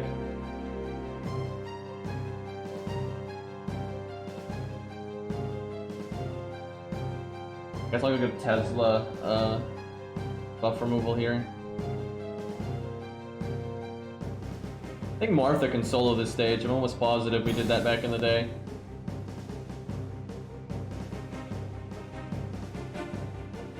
Oh, apparently I hadn't logged on my main account since the login switchover that happens like midday. I want to mess up my login streak here. Alright, command codes. That's not command codes, that command card. Why does that exist? Alright, Tesla. Oh, he already has it. I'll just give him an above success chance or something.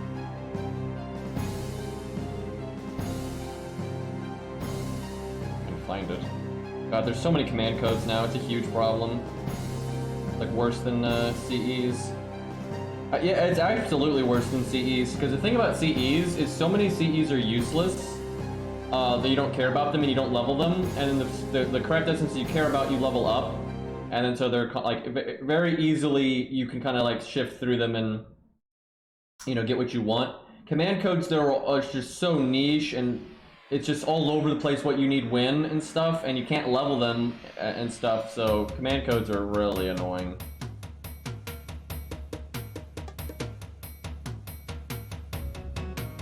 Yeah, I think I remember that now, Zaw.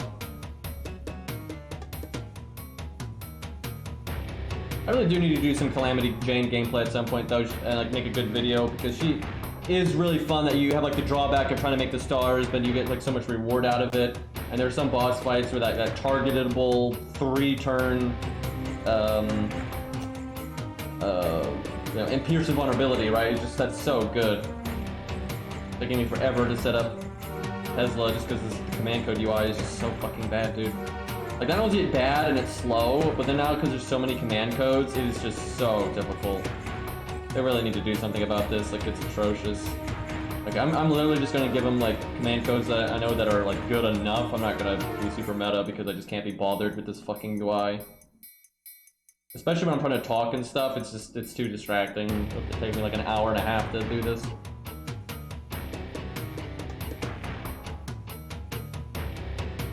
Okay, good enough.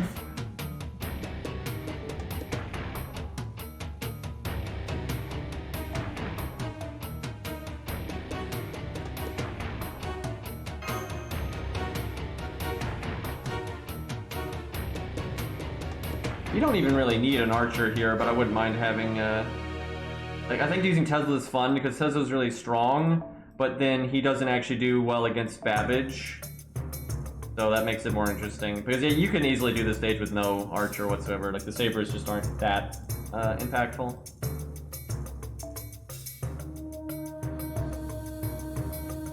Do that. Either that or we do a support, just for, like, supporting Tesla for fun. Yeah, let's do that. That's more interesting, I think.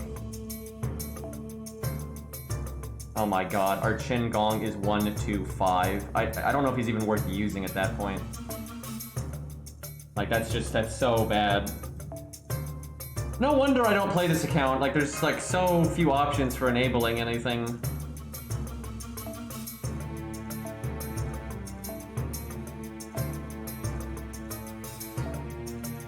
Maybe that for, nah, you got healing from Hans.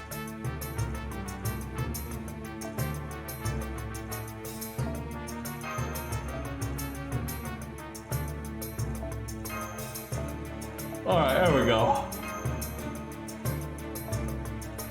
And I'm kind of sad we beat Fluffy so fast, though. Now, that's not good, but I want to level it. I should just do that when farming. Yeah, Fluffy was really, you know, mentally engaging. So it was kind of disappointing we took him out so quick today. This is where we need story replay.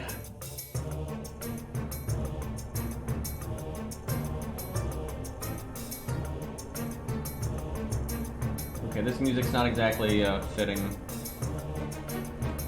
Some battle music here.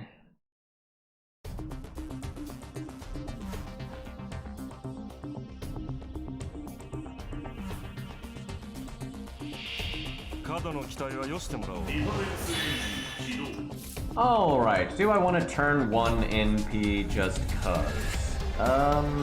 Yeah, why not? Fire everything. Oh look, we get buff success chance to Hans.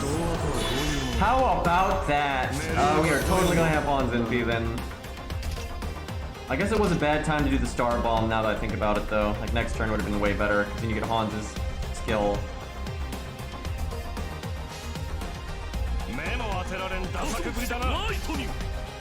Guaranteed Hans buffs, that's a nice feeling. I haven't had that kind of gameplay in forever. I'll use Aussie, really.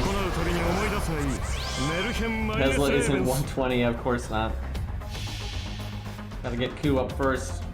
I don't even know if I want to work on another 120, it's such a miserable experience. It's not so bad when you're working on that one thing, like over time, but... You know, they completely shut down your ability to level anything else, so... Unless you're lacking the coin.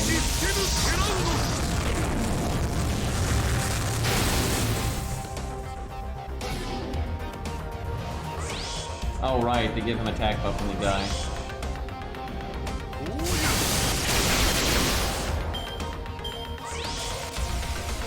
The problem with what I just did is I'm actually whiffing 2 turns of Hans' heal. Because we were at full health, and then we stunned, so it's like 2 turns of our heal doing absolutely nothing.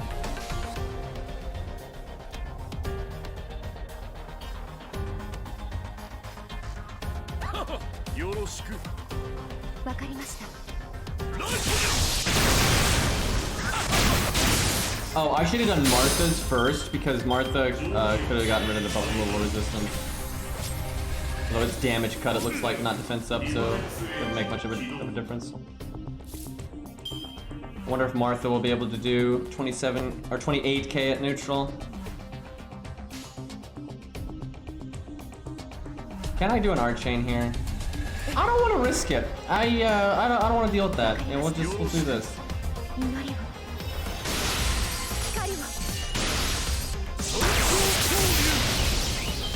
I guess I don't need Martha to NP because Tesla can NP. Oh, I could have saved my Pierce and Vulnerability. Another reason why doing that skill at the start may not have been smart. Is there RNG evade? I think it is, and it's 10 hits. Oh, fuck it, we'll just go with it.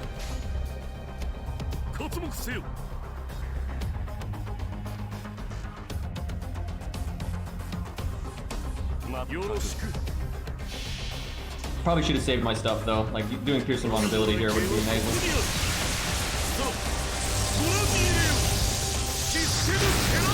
Yeah, level 100 to level 101 is the same XP as level 1 to 100. And same for 102 and 103. It's insane.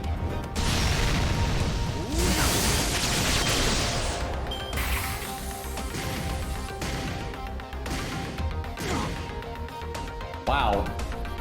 He only attacked Hans there. What the hell, man? You know, I might do the buff removal to just get rid of the attack buffs because I wasn't really smart here and I didn't save any survivability whatsoever. So what I'll do is I'll have Tesla evaded and hopefully Martha can face tank it. Yeah, I did not play this very well, to be honest, but oh well. RNG be with me. This is worth doing anyway though because I got the extra attack, so get rid of charges. The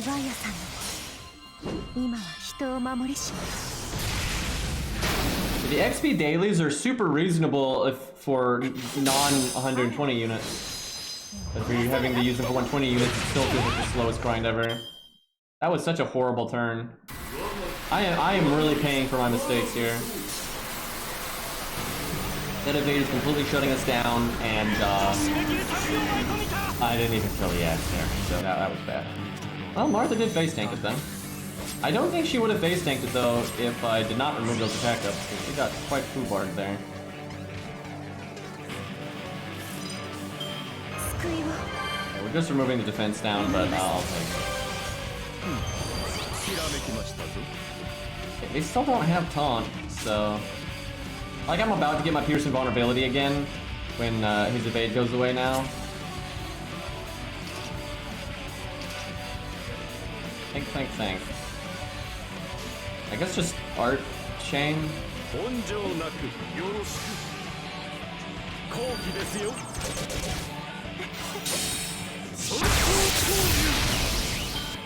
Wonder how big that damage cut is.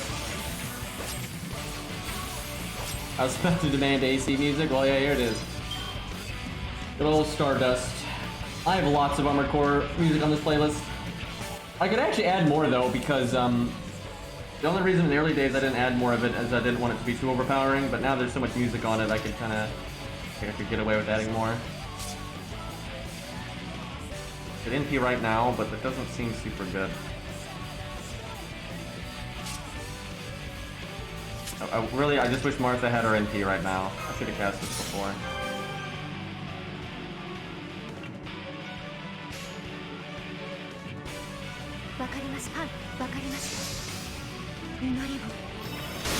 I love that animation. It's just so Martha. It's like Divine Wrath. It's great.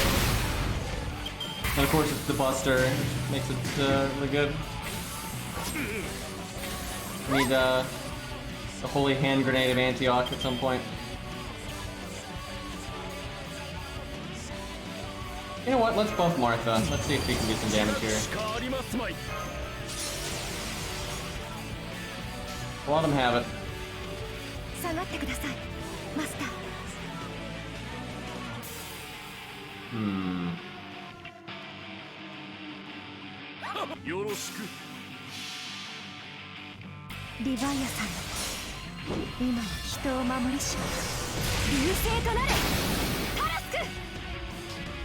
That was not particularly impressive, but I mean he did have a big damage cut and one, but still that was, for having the attack up and the buster up, that was pretty shite.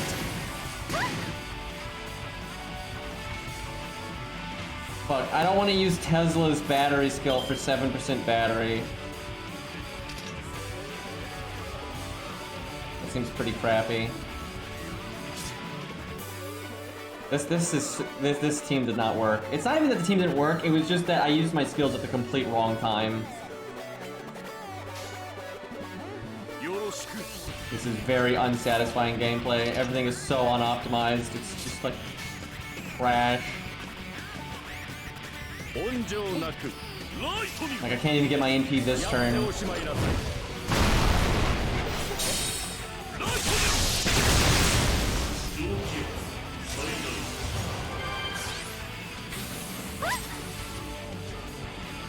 Yeah, you really can't stockpile that much XP. You can obviously fill up your bank and stuff, and then summon your regular inventory. But on NA you should still do that. Like on NA, I suggest getting your second storage maxed out and put all XP in it, because if you're trying to go 120 on somebody, I think it's definitely worth it.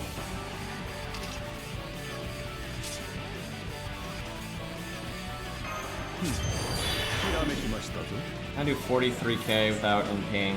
This just sucks, dude. Like, this is so frustrating. I've had to wait so long to cast Tesla's skills that they would have just been back by now. But there's no point in casting them right now.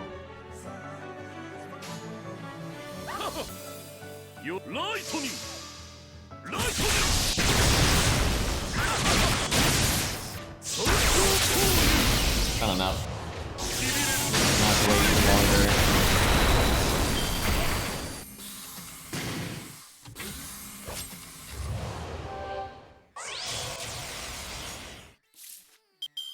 Kinda have to cast them now, though. But really, this is just so crap, dude. Like, I just can't get any value. Because, like, if I cast my first skill now, there's no point. I can't stun him right now. But I have to do this for survivability. It's like, so I just do this, I guess. At least I have the buff success chance from the command code. It's just, like, this is such, like, negative value. The whole fight's been like this, where I can't find a way to sync my stuff up.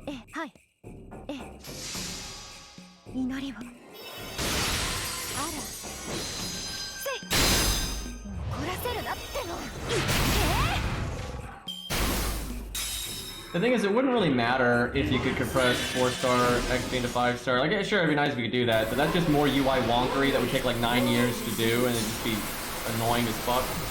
Because as of like now, the way the game is, you don't really like care about 4-star embers anymore. It's pretty easy to make your inventory nothing but 5-star embers now. These are the new dailies. If anything, we should just get rid of XP bombs, yeah. But if anything, they should just get rid of 4-star embers. Like, they don't serve a purpose anymore.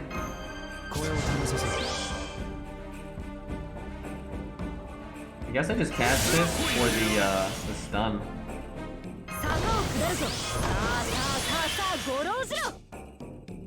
After 3,000 years, though, we can actually do something with Tesla.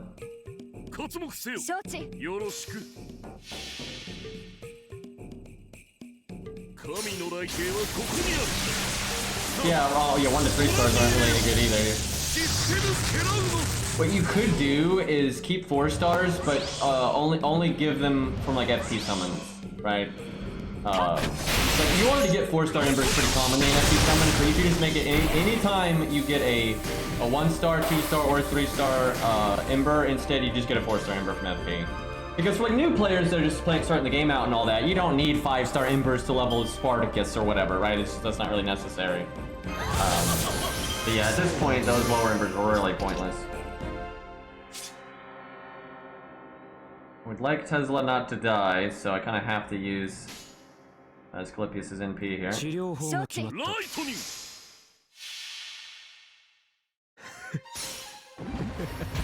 And no, servants don't transfer XP. That was a joke.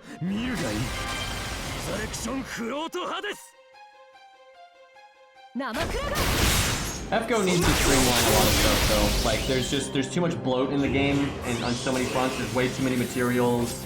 There's all these XP fodder cards and everything. There's just it's gotten ridiculous. There's too many command codes, too many CEs, and then not only is there all this like insane bloat, but you also have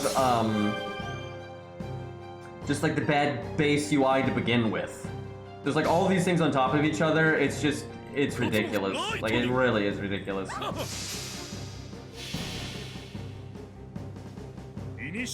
Like dealing with FGO's UI is so tedious and slow and just unfun. How about that stun though?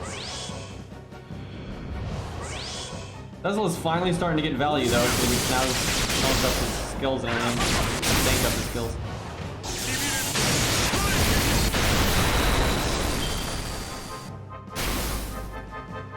Also, Asclepius doing really good, keeping Tesla alive. Well, let's see if Tesla can get the W over Ushi. Comes down to the crit saving. Not gonna happen. If either one of those hit crit, I think he would have had it, but no. And that sucks, so hopefully you can stay safe, dude. I had a really bad windstorm where I live yesterday, and this is actually kind of a funny story. So, like, really bad wind the other day, and it knocked down a lot of poles and trees and all that kind of stuff. And at 3 a.m. last night, my power went completely out, just super dead. And I checked on my phone, like the electric company, and there was a rather large outage where I live. Like, it wasn't just my block, it was like most of the, like the whole area of the city I live in, like that area was out. Before I checked that though, I had gone outside to just look to see, you know, like, is it just my house, is it other houses, and if it's like you know, down the block, right? So I go outside, you know, it's 3 a.m., right? It's obviously super dark and everything.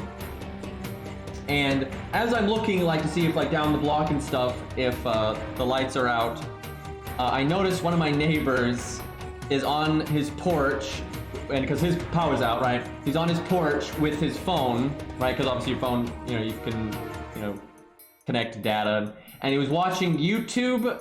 He didn't have headphones or anything, so I could hear it. And he was watching a documentary about dinosaurs. So I'm walking down the sidewalk at 3 a.m., you know, checking, you know, power, and I'm just listening to a documentary about dinosaurs. And I'm like, okay, this is a weird experience I'm having right now. You know, he just, you know, he waved, you know, he's, you know, a nice guy. So that was just kind of funny.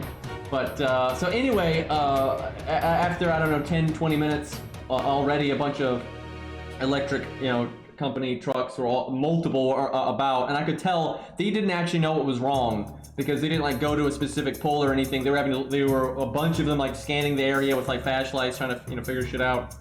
So anyway, I go to bed, power's still not on, I wake up and the power's still not back, and then I check my phone and I check like the outage status, and so before it was like the whole area in my city was out, and then now it was everything was fixed except like almost exactly where I lived. So, and I kind of figured that might have been the case because the trucks were out in my area, right? So that was probably the root of the problem or something, I don't know. But anyway, so yeah, almost everything had been fixed except where I lived, and it took a while for them to fix that.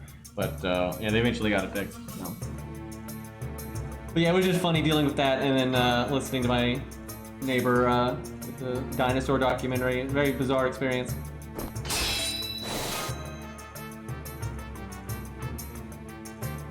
That sounded like a good documentary, actually. It sounded up to date and whatnot. Didn't seem bad.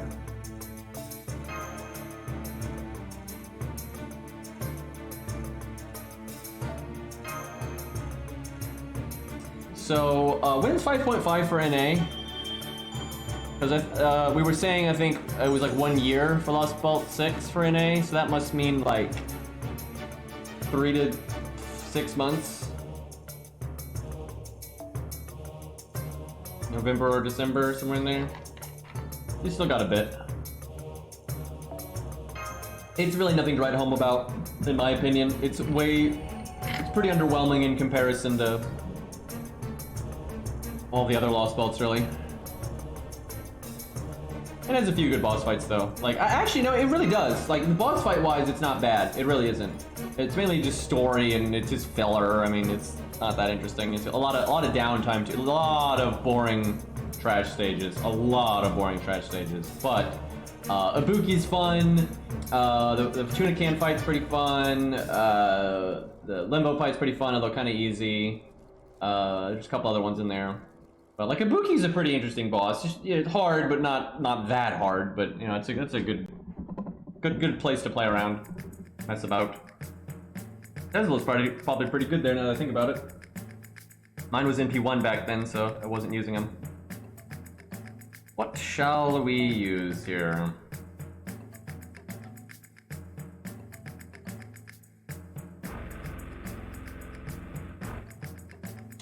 Sure. Why not? Solo action. Although I really should be doing things in these filler stages to like get XP on Anniversary Blonde, but... Okay, hold up. Why don't I have solo teams on this account? Because I haven't soloed much.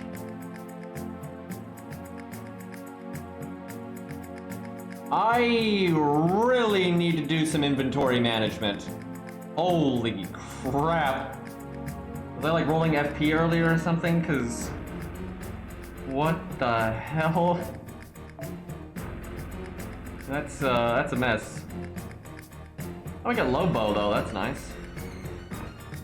Of course, this account got Hercules. Alright, do I have a level 1 Leonidas? I do, okay. I gotta get that inventory though. Sorted.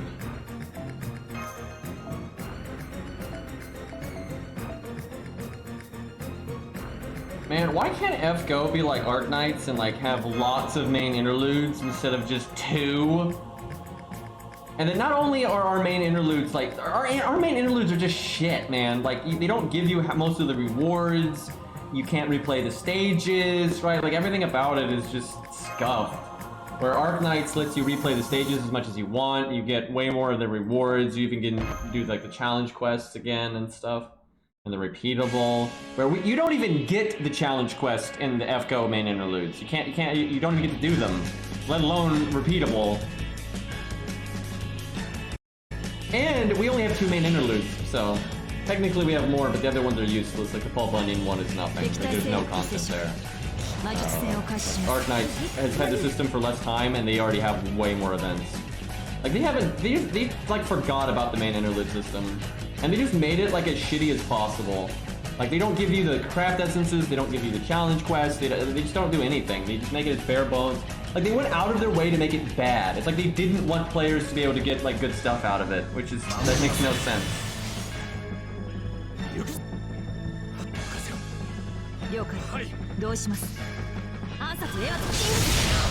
Yeah, I know, I saw that interview where they said they don't like making interludes, and I'm like, go fuck yourself. Thankfully though, that was a while ago, and that was DW, and DW doesn't really exist anymore, so it's not in for FGO, so hopefully that'll change.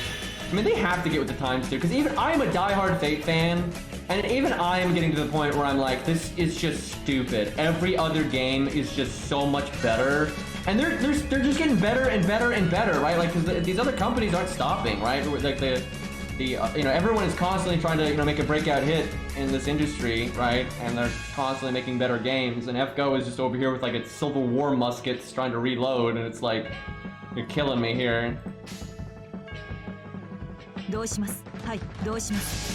I don't want to be all doom and gloom because, you know, Lasagna has already, I think Lasagna knows that. I think Lasagna knows that they're behind the times and people are catching up with them and they're losing money and they're not going to be, you know, they can't just autopilot it anymore. I think that's why they took over. And also DW just being a complete shit show. I like how I don't have my NP right now. Feels bad. I don't like evading here, but I think I need to. Bad turn for the crits though. I got to do that. Might be in a wee bit of trouble here. Also, no command codes. Yeah, they did hire more people. As soon as Lasagna took over, they started hiring more people. And they were hiring like everything. Like, they were hiring for almost every role possible, other than like you know, higher management. So and you know, they've already done updates. You know, they're not it's, you know, not a lot, but they are doing stuff where DW didn't do a damn thing. So I think I need to kill them before they ever NP me. So I think I go ahead and evade.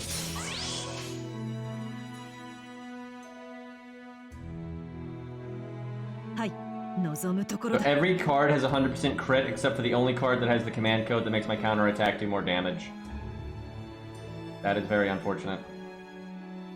I think what I do is this, and then NP. That way I might be able to do 100k and then have the extra attack. Yep, that was the right call. And before she has unlimited guts, and you just have to kill the big boy. Yeah. That 40%, that was pretty shit. Because now my counter is going to be less. Quite a bit less, too, because you can counter 3 times, and you'll get the 15% on all 3 hits, so... Getting the feeling I'm supposed to kill... No, she's out of guts now.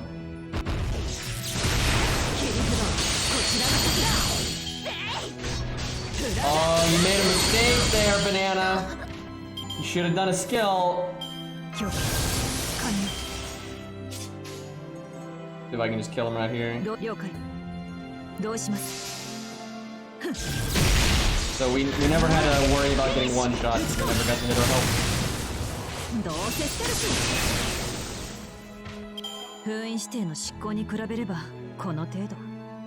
And yeah, you can put her command code wherever you want. Yeah, you don't have to do it before or after. It doesn't matter. I just didn't use it there because it was the only card that didn't have crit. I also just like how that command code is just better on her because it can apply 3 times instead of just once. And it also lingers because of her passive, so it's... although there are other units that command code is good on, like Hot Wheels. I think Hot Wheels is probably the next best unit for it. Like, because there are some other units that, like, yeah, it can be good, but it's kind of like side grady to other command codes. Like on Mori, it's pretty side grady. But yeah, on I think on Hot Wheels and Bizette, it's just good. Like, it's just good on those two.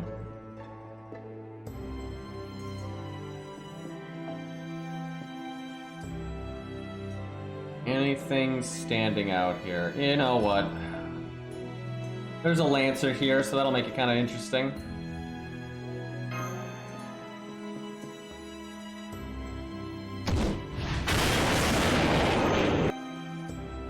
Can we still got that Banana Oni emote? That was from way back when we were doing the event on an A, where she was the raid. And that was a long time ago, dude. I'm gonna be right back. I'm gonna grab some water. You guys can stare at the Nintendo Switch here.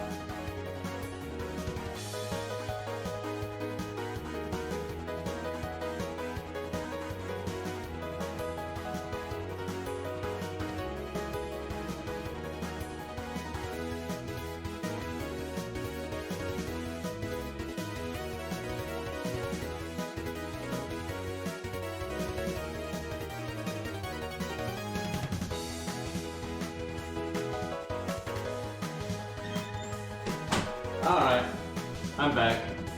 Chat. That fluffy kill we did earlier, like I had said, would have been, a lot better if Ku had his anti-berserker skill. Then like Odin wouldn't have been able to screw us over at the end and all that. But also, if he had his anti-berserker skill, that would have worked at level 70, right, instead of 90. Like that would have worked fine. It probably would have worked at 80 as was without the anti-berserker skill if Odin didn't heal us, right? So we could have been like level... I don't know, that might have worked at 70 actually if Odin didn't heal us. Because that would have been a pretty big extra attack boost, but that'd be pushing it. That would be pushing it. Although we still have the Buster attack after, and that's only bad for the old Fluffy, right? Like the way we beat it, it would have beaten old Fluffy, right? So that's kind of a nice, badge of, I don't know, gold star, whatever. Where if he was 70 and didn't have his anti-berserker skill, we definitely would have needed the Buster after, which would be bad back in the day. Make Leonidas solo the stage instead. Yeah, good luck with that. If he was, leveled up, sure, but, what is this? I can actually remove it, but I didn't bring Atlas.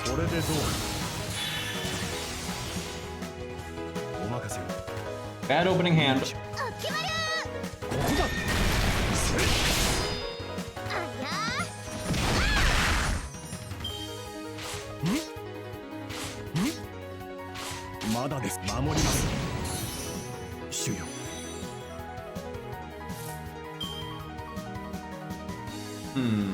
That's a good hand though. Wish we had gotten a Buster card, but...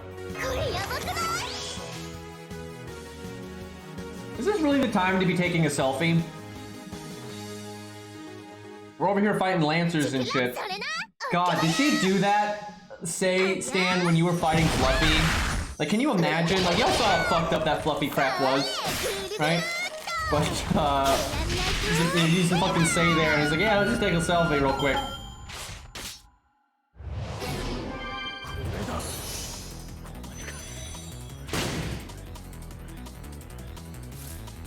Do I NP here? 23k. Yep.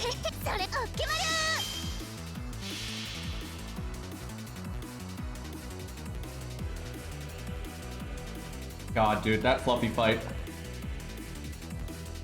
I just wish she didn't have the RNG in it.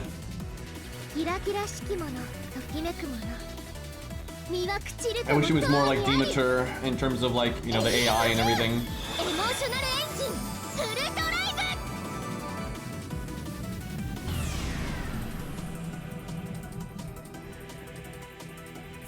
Perfect. That's perfect.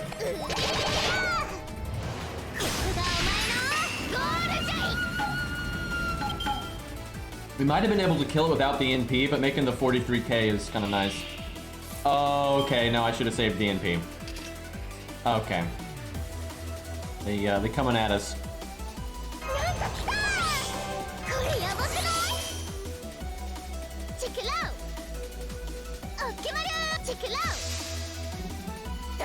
23k one first, because it'll do the most damage, I think.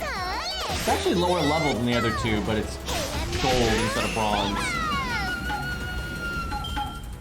I've definitely seen times, though, where the bronze enemies actually do the most damage, so... Wow, they're... I wish they'd attack one more time, because we still had evade for that one turn. But, now they have an attack buff.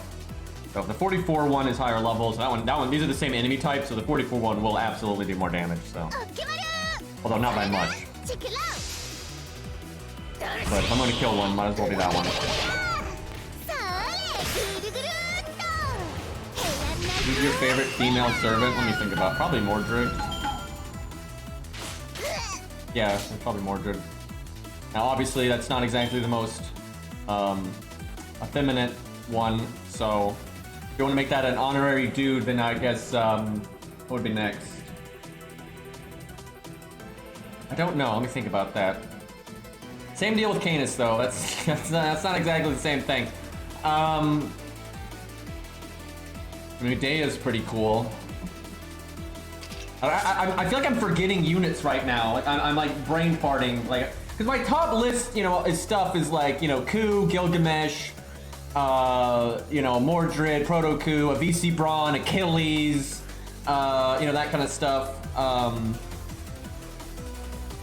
Let's see, like Achilles, man, that's an awesome character. And VC Brawn's top 5, I think. You have to go down a bit, because Mordred's up there, right? But if we're not counting, like if we're looking what's after that, then I'm not really sure. Definitely not Artoria. I'll have to look on my main account. Here, let me do that right now. I got my phone here. Hold up. Let's see what am I forgetting? Oh yeah, but Jesus, I'm really slanted, chat, because I'm thinking of, you know, Tesla, Billy, Maury, Sanson, right? Like Darius, Arthur, you know, Beowulf. Yeah, it's pretty one-sided. Bazette's up there, but that's pretty cool. Yeah, but Medea's cool. Yeah, it actually might be Medea, honestly. I think Medea's pretty high on my list. Same about the gameplay, though. Yeah, so Mordred, and if you don't count that, probably Medea, I think. But yeah, it's mostly guys. It's not even close. Okay, I feel like I wasted my quick up, to be honest.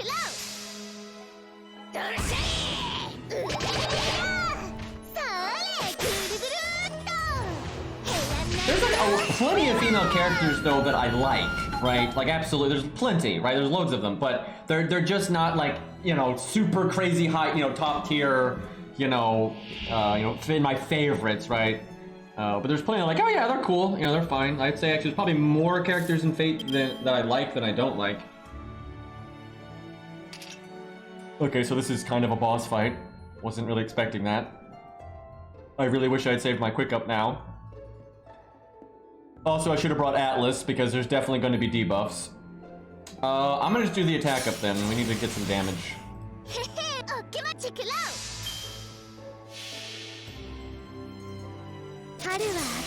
Like, Penta's cool, but, how do I put this? Like, they're not like, you know, super high tier. They're really cool, but 100 Face doesn't count because what I really like about 100 Face isn't like the 100 Face that they use in FGO, right? I like 100 Face as the whole character, which they never use anymore because it's too hard to animate. So, and it really sucks because Fate Zero, you know, they die really early because, you know, plot nonsense. But if you read, basically, if you read 100 Faces character material book from Fate Zero, not FGO, but from Fate Zero, like, they're really awesome, but it's more of like as a collective, you know, character, because that's the kind of, that's the thing. So they are really cool, but I wouldn't like count that, because, you know, there's 100 of them. They might use more of the other personalities if they do an animation update, but they're not a 5-star. So they're not going to make money off of it in any way, so they're not really incentivized to, to do a lot. So I have to win this turn or we're dead because I don't have so we need okay, no, we're dead. Okay, we'll try this again though. I think Sei might be able to do this. This is gonna be tough, but we need to save our damage skills, and then we definitely need Atlas. Although maybe we can use our damage skills if we have Atlas because of the cooldown reduction. Also, to be fair to say, we really did not get good opening hands and stuff like that. There was a lot going wrong there.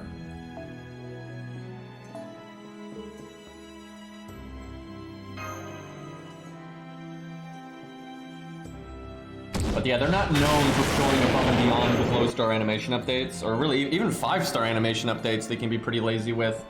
And that's an abnormally hard character to do, so they're more likely to be lazy. Look at a VC Braun, he's abnormally hard to do, and they did everything they could to do less work for a VC Braun, so I think they would do the same for 100 phase. I mean, I can think of a million reasons why people don't like Van Gogh. I don't think that even needs to be answered. If your own imagination can't figure out why someone wouldn't like that, I think there's a bigger problem here. Right? Like that's ridiculous if you can't see why someone wouldn't like that.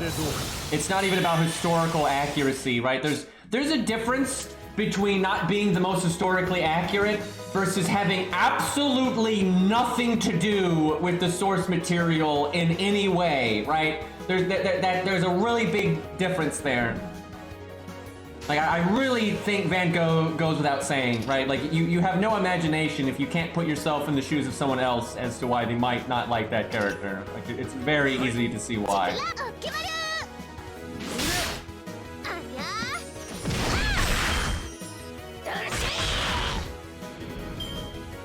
Okay, we actually killed one of the Lancers on turn 1, so that is so much better than last time.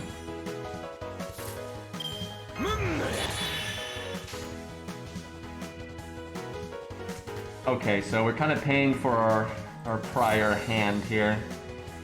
I might wait one turn to cast the evade because of, like last time we actually wasted a charge of it by casting it that early, but I'd like to come back to the boss fight, so.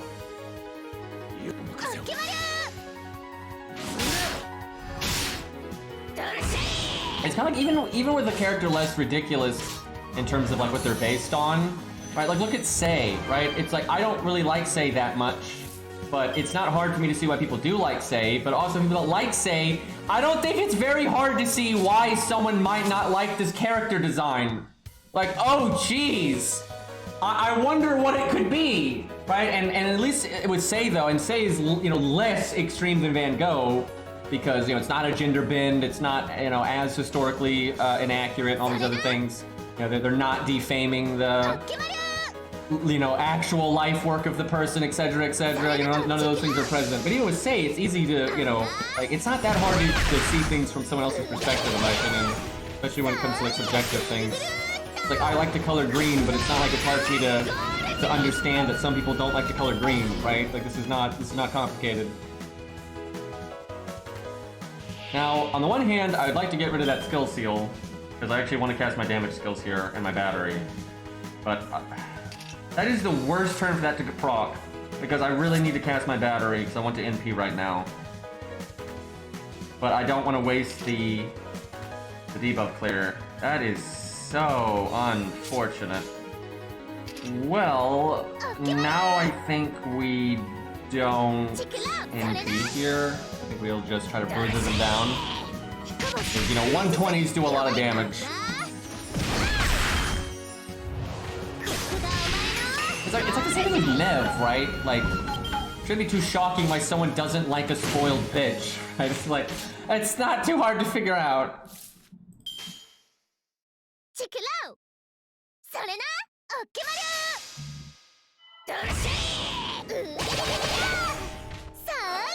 Well, at least we're one-shotting all these Lancers, though, so working out.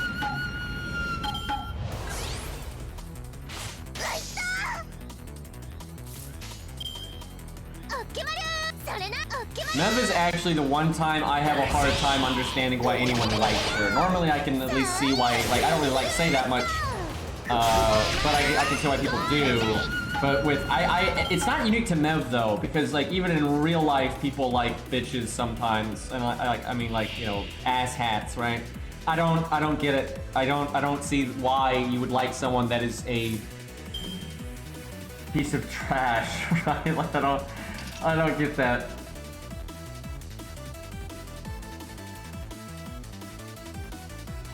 Okay, so this time we are, actually ready to remove the debuffs. So that's a plus.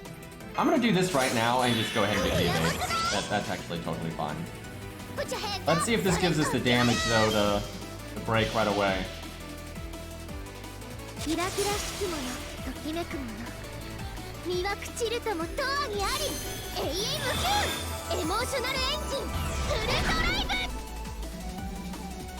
$27K on Hohenheim.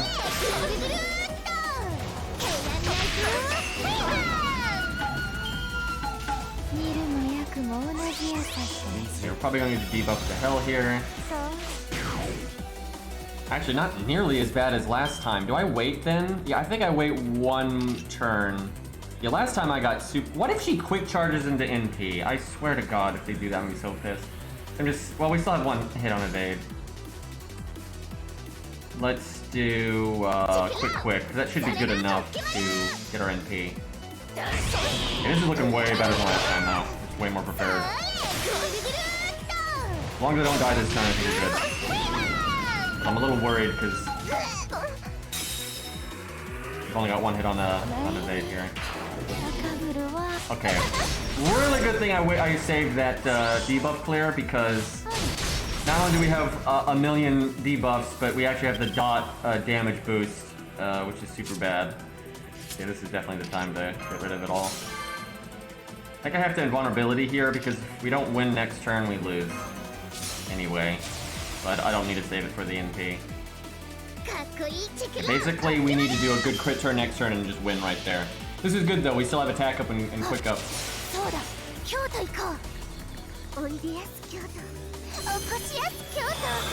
Yeah, I think I can say this pretty...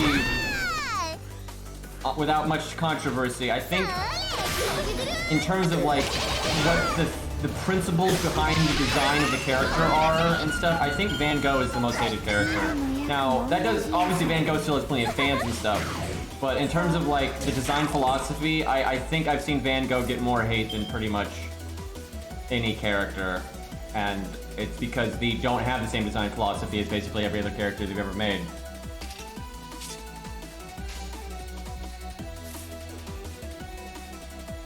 And I'm one of them. I don't like Van Gogh either, and I think it's reasonable not to like the character. Like I actually think it's unreasonable to be like pissed at the people that don't like Van Gogh, right? Like, it's fine if you like Van Gogh, right? If you like, oh, I like the design or the voice actor or whatever, that's fine, right? But I think it's completely ridiculous to act like the people that don't like it are being ridiculous, because there's, like, I mean, seriously, like, it's so different than any other Fate design and how it's addressing its source material, and are actively changing the paintings of a actual body of work and everything. And like someone said earlier, it's Van Gogh, but it's literally not Van Gogh, right? And then they're going to use it as an excuse to take up the air quotes Van Gogh slot, and we're never getting Van Gogh, right? Like that's not a typical thing in the Fate universe. Okay, so unfortunately we have double attack down. Oh my god, we close, so close.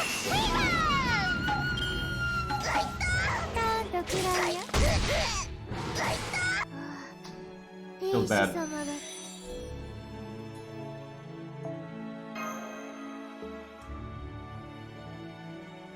This is beatable though, but not reliable, I would say. Maybe with a different like command code setup, you might be able to make it reliable, because we actually got lucky on that attempt. I might have been able to actually save the invulnerability, because we actually didn't take that much damage, but we were getting lucky throughout that fight. Like that one turn, she could have gotten rid of our evade, and she didn't. And we just, like, that prior attempt, we had gotten so many more dots in one turn, where on that one we didn't. So that's a pretty tough one. Let's keep trying it with archers, though. That's actually kind of interesting to do it with archers. Let's see, what's some other archers we could You have a Whirl too. Fujino's definitely one. Hot Wheels is actually, I feel like we've beaten this with Hot Wheels before. Tesla would actually be very good for this stage.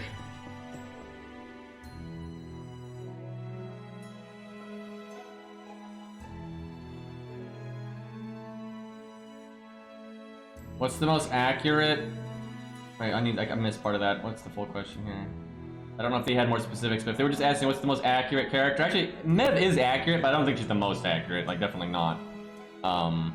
That's hard to say because there's actually a lot of characters in Fate that actually are quite accurate. You know, they're all animate up, right? They're all like made, anime, but there's a lot that are very accurate. Like even Achilles is quite accurate.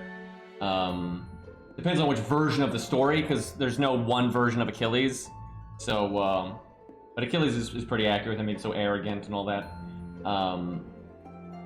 But yeah, there's quite a few actually that are really accurate. So it's hard to say. Like Robin Hood's pretty accurate, especially when you look at how they said there's more than one Robin Hood and how the legends are. That actually makes complete sense. Billy's actually pretty accurate. Actually, yeah, Billy's very accurate, except for he's missing his rifle, but that's a detail. That's not like a characterization thing. Let's see.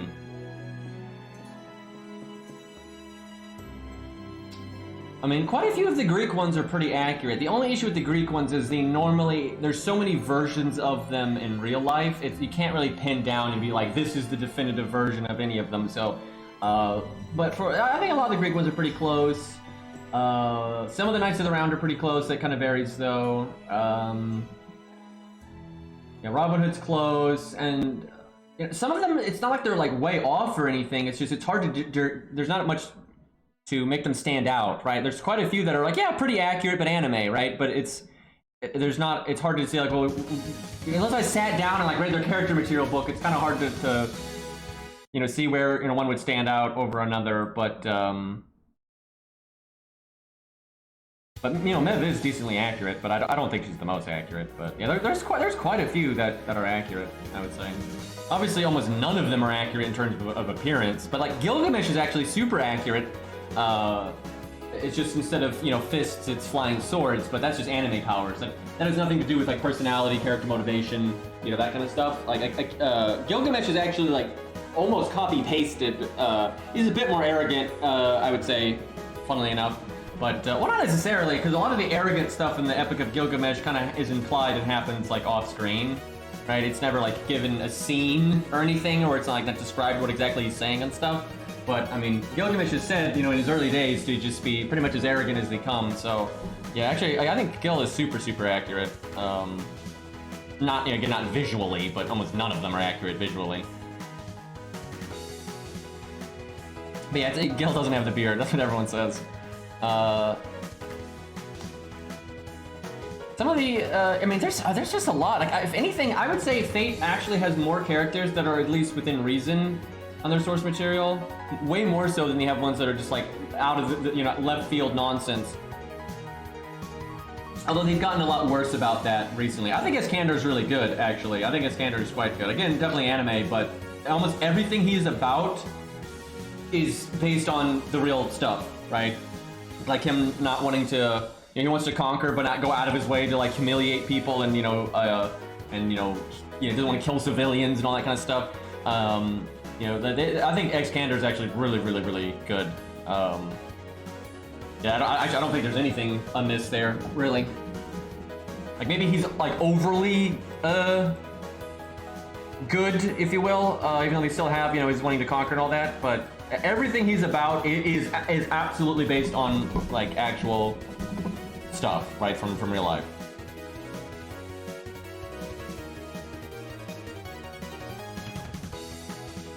Yeah, he's actually really high up there. I think Iskander is a great example of them actually really putting in work and doing their research and stuff. Yeah, I really dislike that about the Fate community. I say that all the time, where people act like Fate is always just off-the-walls nonsense and it's never like been based on the real stuff at all. That's bullshit. I mean, that's just nonsense. Like, I'd say most of the characters are pretty, well based on something. What they'll do, especially in the older Fate stuff, is like even Hercules, right? Who you wouldn't normally think of like a giant, raging berserker. That's still. that's not like the best way to do Hercules, in my opinion, but it's still based on stuff, right? Because he was said to go berserk several times, right? Now that's taking kind of a small thing and blowing it up to like a giant thing, so that's still kind of contrived and silly, but you know, it's still not just like left field nonsense. Let's try Tesla out here. Let me give him different command. Well, I'm not going to bother with the command codes just because it might not matter, and so if I can just go now, I'll just do that. See if it works.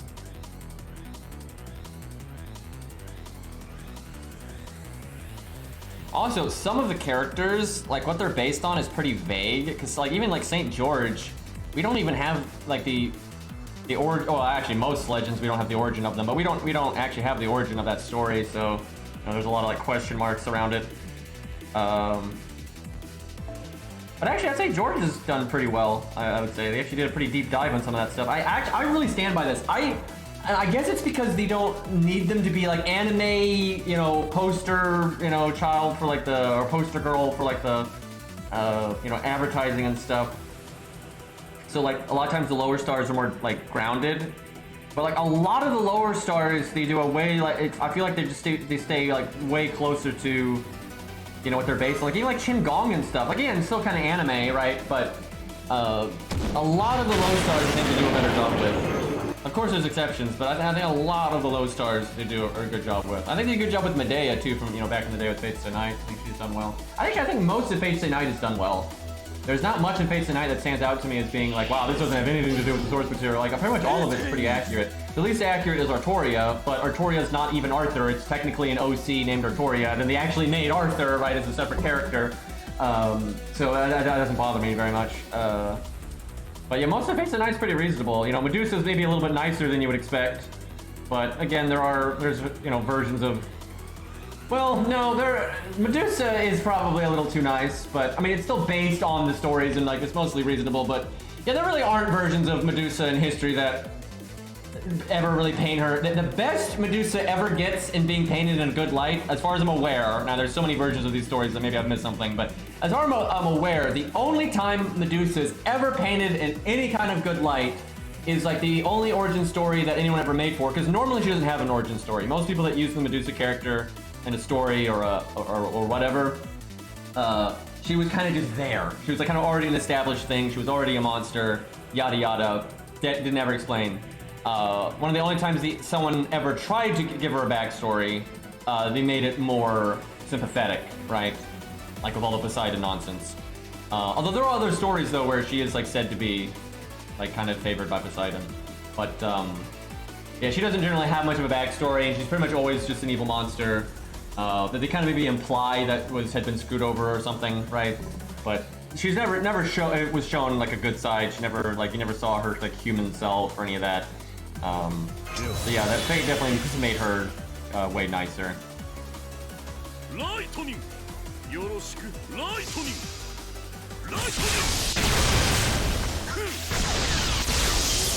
Let's see. Well, Kojiro is pretty damn accurate, I would say. Kind of weird though, because he probably didn't actually exist, but that's like the whole shtick, and that guy's technically not even Kojiro, he's just someone that happens. Dude, Kojiro's so weird, and no one even knows it because the anime never explains it. Like, so in real life, there was overwhelmingly, probably, I mean, we can't know for sure because we have a time machine, but the Kojiro Sasuke that's like in the stories with Masashi, we know are fabricated. Like, we know it's not real. Like, that we know. But it could have been based on someone that was real, right? So you never know, right? But, you know, the famous stories of him we know are fictional.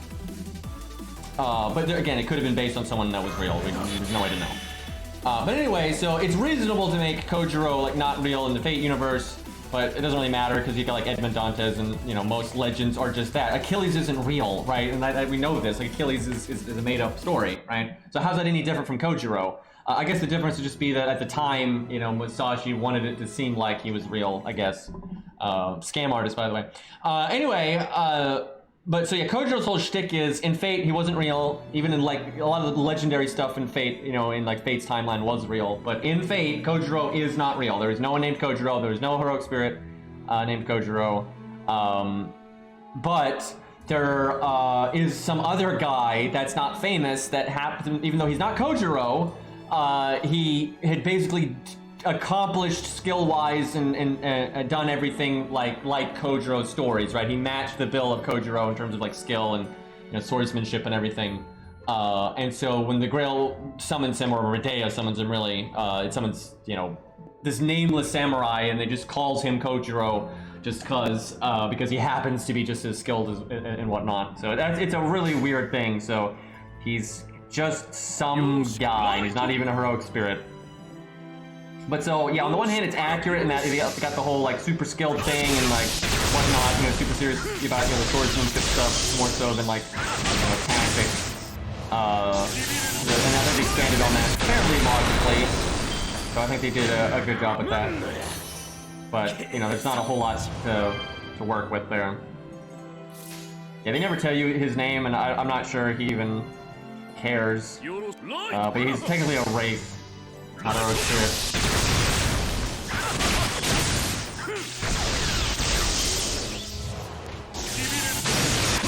Yeah, he's like just finding people, he's calling him assassin or Kojiro, he doesn't really care. Yeah, when I'm thinking about Fate Stay Night though, the only like really inaccurate thing is Artoria, and even that's not like super inaccurate because obviously gender bend, right, which is a pretty big deal. But all the basics are still there. It's just kind of how the character plays out is different because being a woman. But like still Caliburn, from the stone, all that, Excalibur, Chosen King, blah blah blah blah, Vortigern, early on and all that kind of stuff. I mean, all that stuff still pretty much plays out the same, and the big difference is because they're a woman, it affects, like what they have to do and have to hide their identity and all this stuff, right? That changes things and obviously changes the person's personality, blah, blah, blah, blah. But, again, they made Artoria and Arthur, so it's fine. So, yeah, I don't really agree with all that. It's a really common take, though, that like, oh man, Fate was never accurate to begin with. Like, I just don't. That's bullshit. Like, sure, they'd always had a few characters from time to time that were really off the walls and stupid or whatever, but like if you look at Fate Zero, Fate Stay Night, APOC, and all that, they pretty, keeping it reasonable. What do I do here? The dream would be I NP and get to do art, so let's try that. I'm kind of worried we're gonna kill though. I don't have my NP up or attack up though. Come on, Puzzle, no kill, no kill. Perfect. Wow. I didn't even have my NP gain up skill. Best Fate theme. I have no idea, there's too many good ones to be honest, but I really like Gilgamesh's theme from Dean Stay Night, that was really awesome. And if you count F-Go, right, you got all kinds of good stuff, like Fluffy's theme and Zeus's theme, right? They've had a lot of really good music. Like, that's definitely an area Fate does not disappoint, I would say. Alright, well, I feel like Atlas might actually be wrong. I don't see us casting that stuff again. Do I need to do Buster nonsense? I have absolutely no idea, but I'm gonna do Buster nonsense. Yeah, Legend Reborn's really good.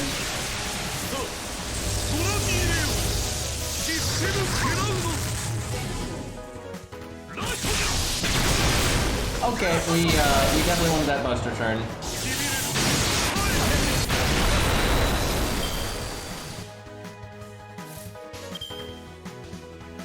This whole dotting yourself when you attack is pretty annoying.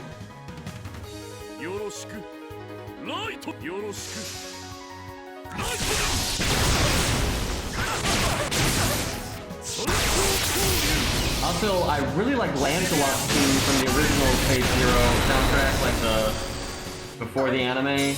I really like that one. That's like so good.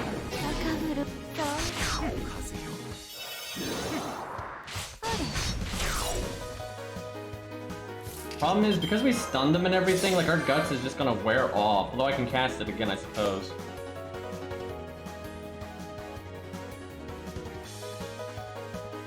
Probably only need the one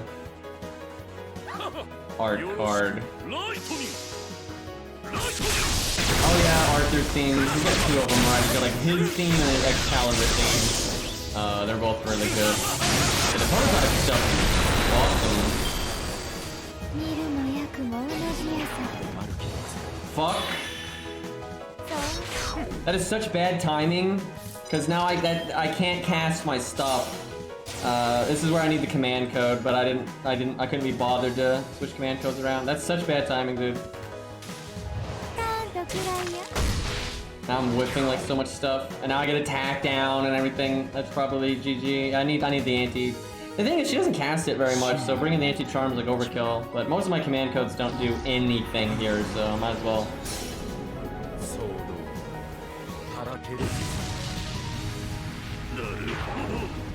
Oh my god, he does another attack down. Of course Hohenheim has to do that. Wow, we're so screwed now. We have 4 attack downs.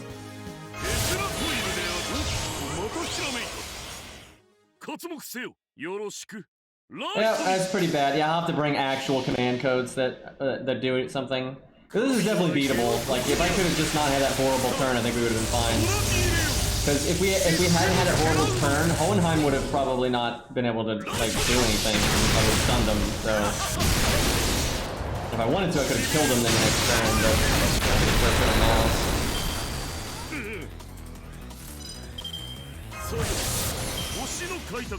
We might still be able to win. It's gonna be really close. Nope, the dot's gonna kill us. Just barely. The dot's gonna proc guts here. Because actually, I can attack Hohenheim, but then I don't know if we have enough damage to win. Because I needed to do damage to her and then easy next turn. But the only way guts doesn't go off is if I don't get poisoned.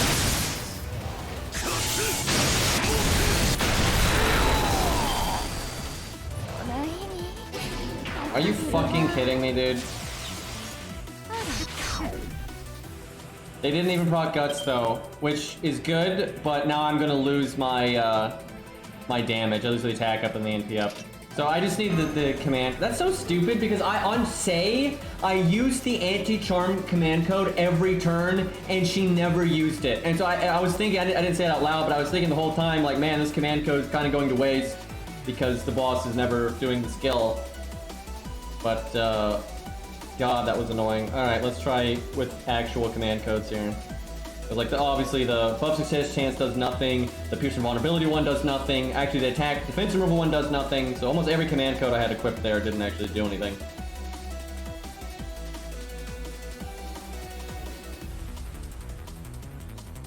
Okay, so I wonder if I want to use heal boost. I wonder if like healing myself is good enough, or if I should just bring like a dot clear. I wonder if that adds up to be more. Where's that mirror though? That's the one I need. Because I don't have to bring the heal command code. I could cut all that. The heal boost is 500 health every 3 turns. It's probably better to just do a dot clear. That's probably more health in the long run. Then honestly, I might be better off not even doing the heal command code and just doing damage, but I might do Merlin on Buster, just because that might be enough on one of these turns to go around the wheel. Although I tell you, putting Merlin on Art would be nice because it would make it easier to loop when I kill the trash mobs. Like an extra 10% could make the difference there. Yeah, I think I'll do that. And then I'll do dot clear on Buster.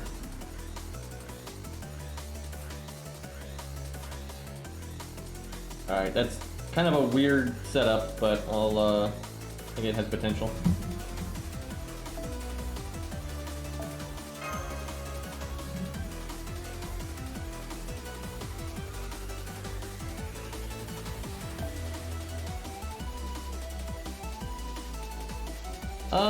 Atlas is less good, but it's still worth, I think.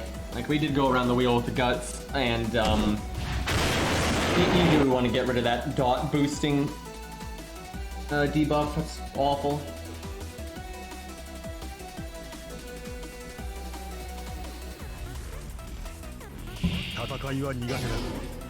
Chad, I really need to find an artist to commission a bunch of fluffy emotes. Like, we could get, like, Fluffy Wave, Fluffy Salute, Fluffy Cry.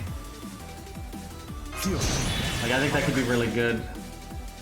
Okay, game. Okay, George, calm down there, buddy. George is just mad because I didn't use him for Fluffy. You actually can use George for Fluffy. You could like put a level 1 George with his Bond CE, so he taunts and then dies, and because he has taunt, it makes Fluffy stop attacking. So it's like one of the turns Fluffy will only attack 1 time, which is actually really nice. So then he gives you the damage cut, and invulnerability and whatnot.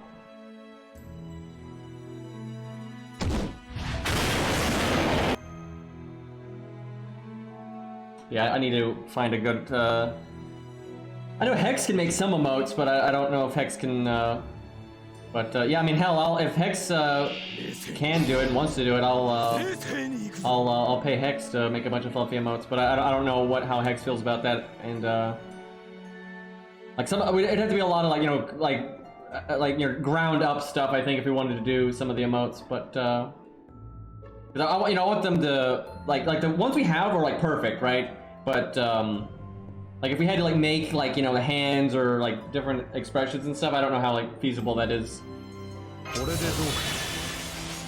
Yeah, it's kind of up to Hex, really.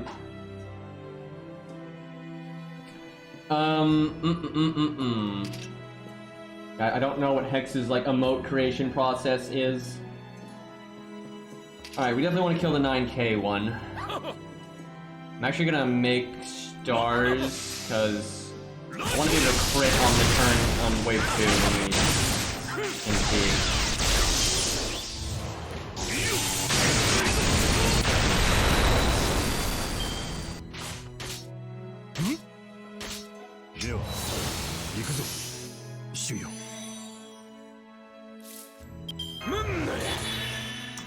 Okay, this turn kind of sucks, but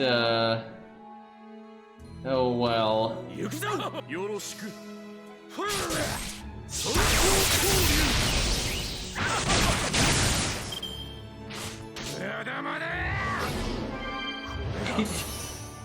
killed with the skill, and that lets him attack again. What the fuck? That's so stupid. I don't think there's like that almost never happens anymore because of the way they changed taunt a long time ago. It's like the only way that can possibly happen is dying to something like that. Because that's not technically an attack, so like, the AI doesn't like respawn the same way. That's so stupid. Doesn't one-shot him, but then gets him low enough that the stupid skill kill. Because if he had done the skill first and then attacked, it wouldn't have worked.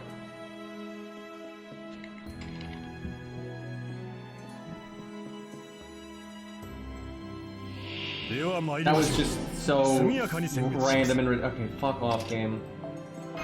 Well, actually, that probably would have been fine. You don't actually need to do a lot in that first hand. It's annoying to get that little.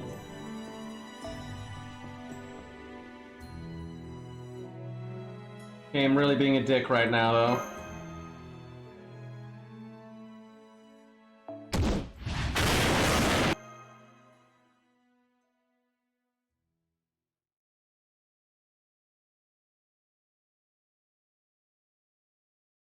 Kind of a long loading screen, Jesus Christ. So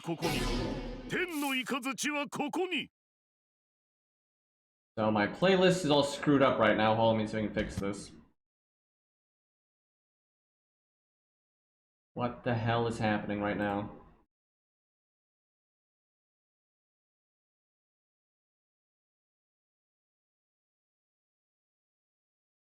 Like I don't know if my internet, no, my internet's completely fine. I don't know what is going on here. Like it just won't load properly.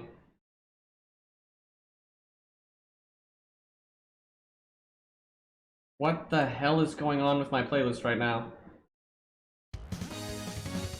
Shut up. Okay, let's just start it over. I couldn't get it to like load anything. Okay, whatever. Started the stream, by the way.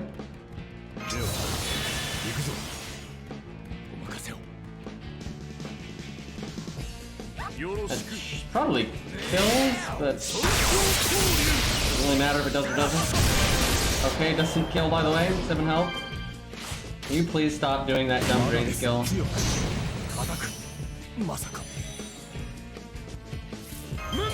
Okay, if it's his first action or his last action, because his first action, there's enough health that the unit doesn't die. If it's his third action, his turn is over. So it's only bad when it's his second action.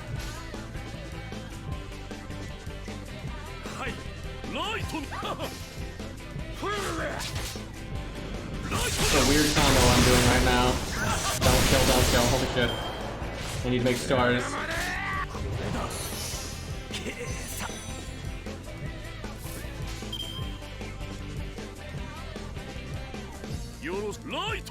So, you actually want that 10% to crit for this more stars, but it's super unlikely. I wish I had done slightly more damage so I did more overkill there, but it's fine.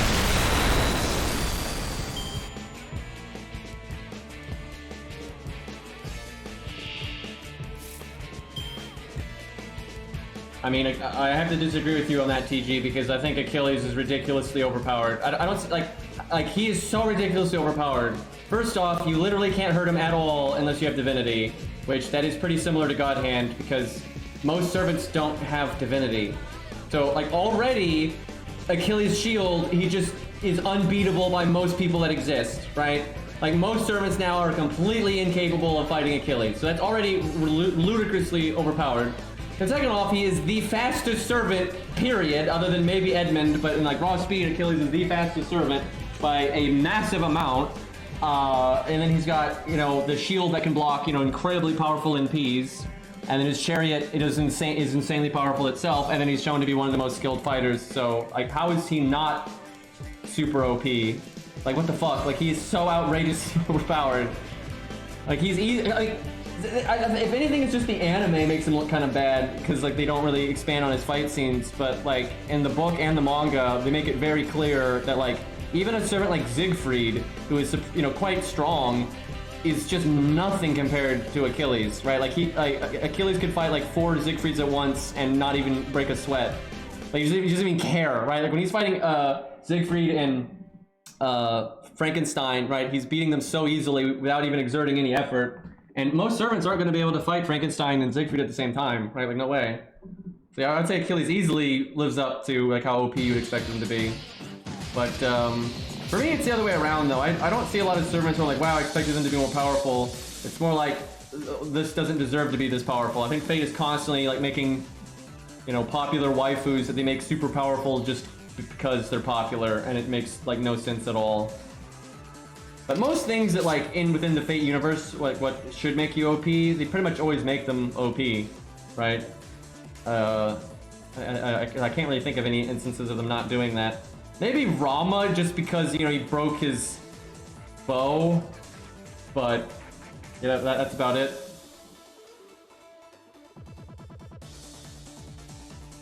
Yeah, Aussie is ridiculous, where most characters just can't fight him. Yeah, they never technically put in any of the American presidents, so yeah, Edison's a different thing. It's not like they ever made like a, you know, George Washington character or anything like that.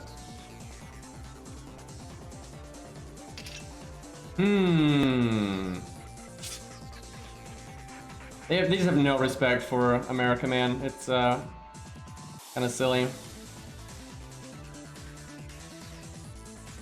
I want to do my first skill because I know I need the NP gain, because like your odds of critting aren't good like last time. But I don't want to waste the stun. I think only one of them needs to crit because I have Merlin this time. I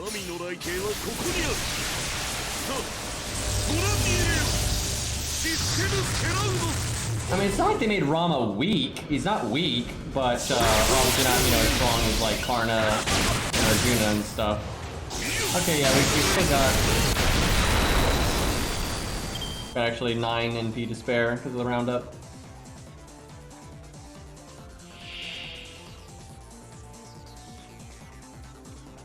Yeah, Rama is still like strong. He's just not like nearly as busted as some of the other Indian stuff is. When like, you know, by mythology he should be. But they explained that though. They made a reason for it. I don't know if it's a good reason, but it is what it is.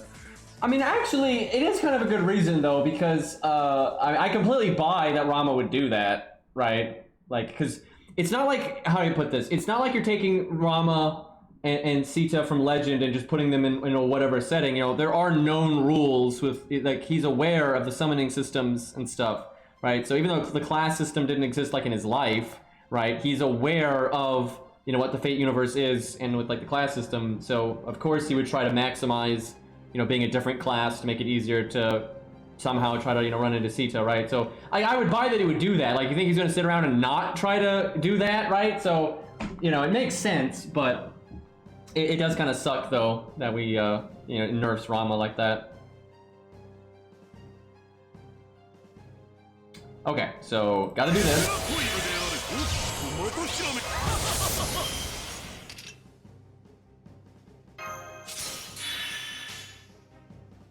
I guess, yeah, Buster, kind of sucky, but, like for the NP gain, but we need the damage. Yeah, I wish Edison had just got to be Edison. They made Berserker Edison, but even he's being like hijacked by Umbaba or some nonsense, so it's all really weird. They just don't give a shit about American stuff, dude, I tell you. They just take like any chance they can to disrespect America. They're kind of like trying to imply that like American presidents aren't like famous enough to be heroic spirits. That's why it takes every president together to be a heroic spirit. It's like, really? Like, it's just stupid.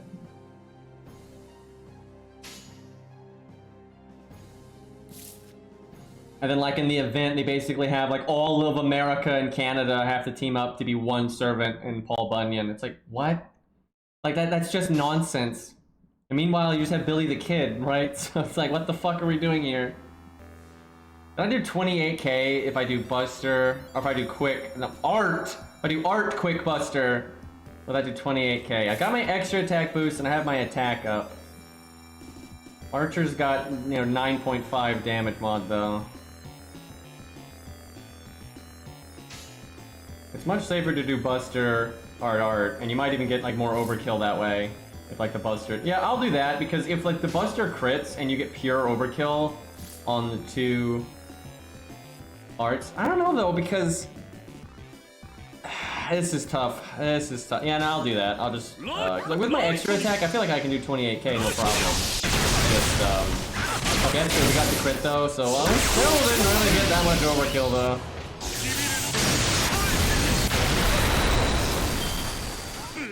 Because I think both combos would have broken. Like, either combo would have broken. I was trying to figure out what was going to be the most NP gain.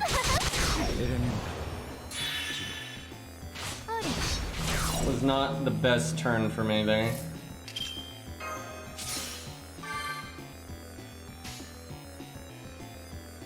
I don't want to do the Merlin command code if I can help it here, so... But I want to work in the dot clear. So what I want to do is Buster, like Art Quick, but that won't make the dot clear happens before the damage. So I'd get the, and you get the dot after damage, so it won't work. I'd have to do like Buster. Could I do Buster Quick Buster or Buster Quick? I'm at 80%. Yeah, I probably can do that, and then I can get more Stargen that way. That's no, I gotta do the anti-charm though. Fuck. Really hard to do I might just have to suck it up and take the dot damage.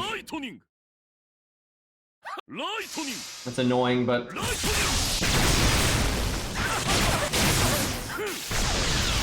one dot would be nice, because, you know, depends what hurts himself, so you gotta be careful with it. Oh, the other one lingered. I didn't think it would linger that long. So I didn't actually have to do that.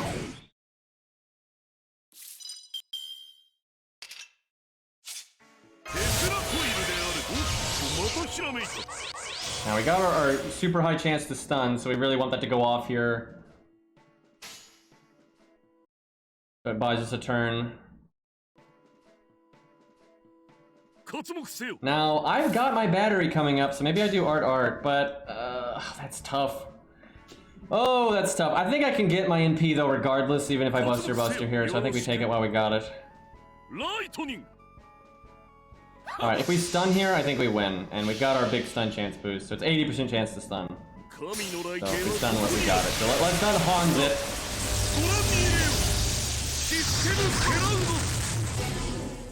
Okay, we didn't Hans it. That's good.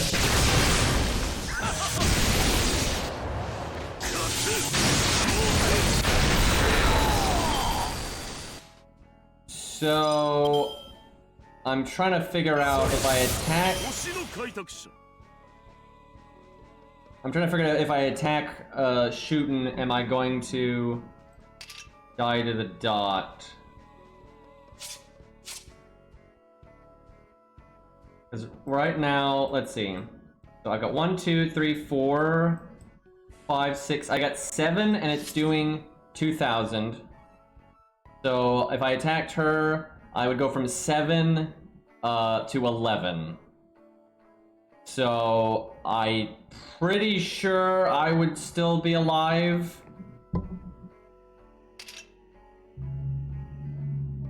So it's okay to attack her. I don't know if I need to though, because she only has 45k. I mean, it's not like that's that much health.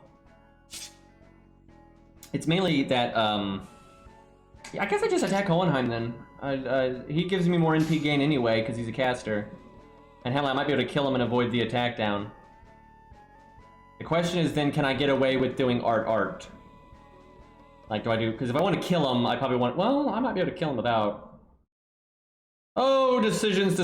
So, like, quick art is the safe thing to do for getting your NP, but if a Hohenheim lives, then he'll put attack down on me.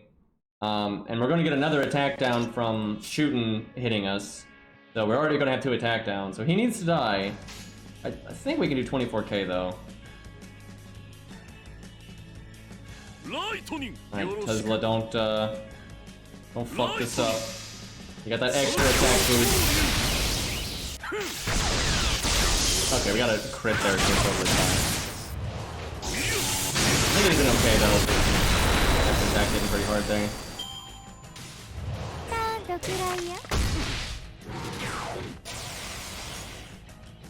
Alrighty.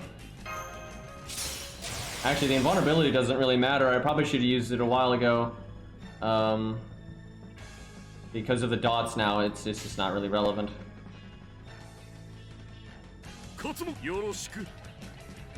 So it's now or never. I think we got it. Even though we have double attack down, which is annoying, I'd be surprised if we didn't do 45k here.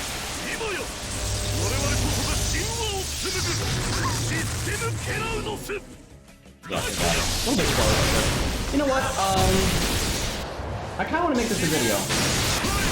So I'm gonna save the stage because I don't really have a good Tesla video. I just have an animation update video for him. So yeah, I'll make that. It was pretty good, fun gameplay. There was a decent amount of decisions to make and stuff to min-max. I could probably still make the command codes better. So yeah, I think that gets to be a video. I'm looking forward to that now. That was pretty good. I enjoyed that. And yeah, I really want a video. Since I improved my video quality on YouTube, I really want a Tesla video. Like, holy shit. So yeah, we'll do that. Alright, I think we're gonna wrap up there, boys, because it's getting kind of late. I'm not sure I'm gonna do a bonus stream today just because I'm really tired. So I might just take the rest of tonight off, and I kind of want to work on that video. But tomorrow we'll definitely, you know, do Arc Nights and Elden Ring and stuff. But thank you guys for hanging out. I really appreciate it. Let's see if we got someone to raid real quick. And I'm so glad we beat Fluffy, man. That felt really good. It was a tough battle, man. Hey, let's raid Kadroth. I feel like we haven't raided him in forever. And it looks like he's doing the challenge quest on NA, so that's a good time to hit him up. Alright, boys, go get him, and I will see you guys tomorrow, and take care.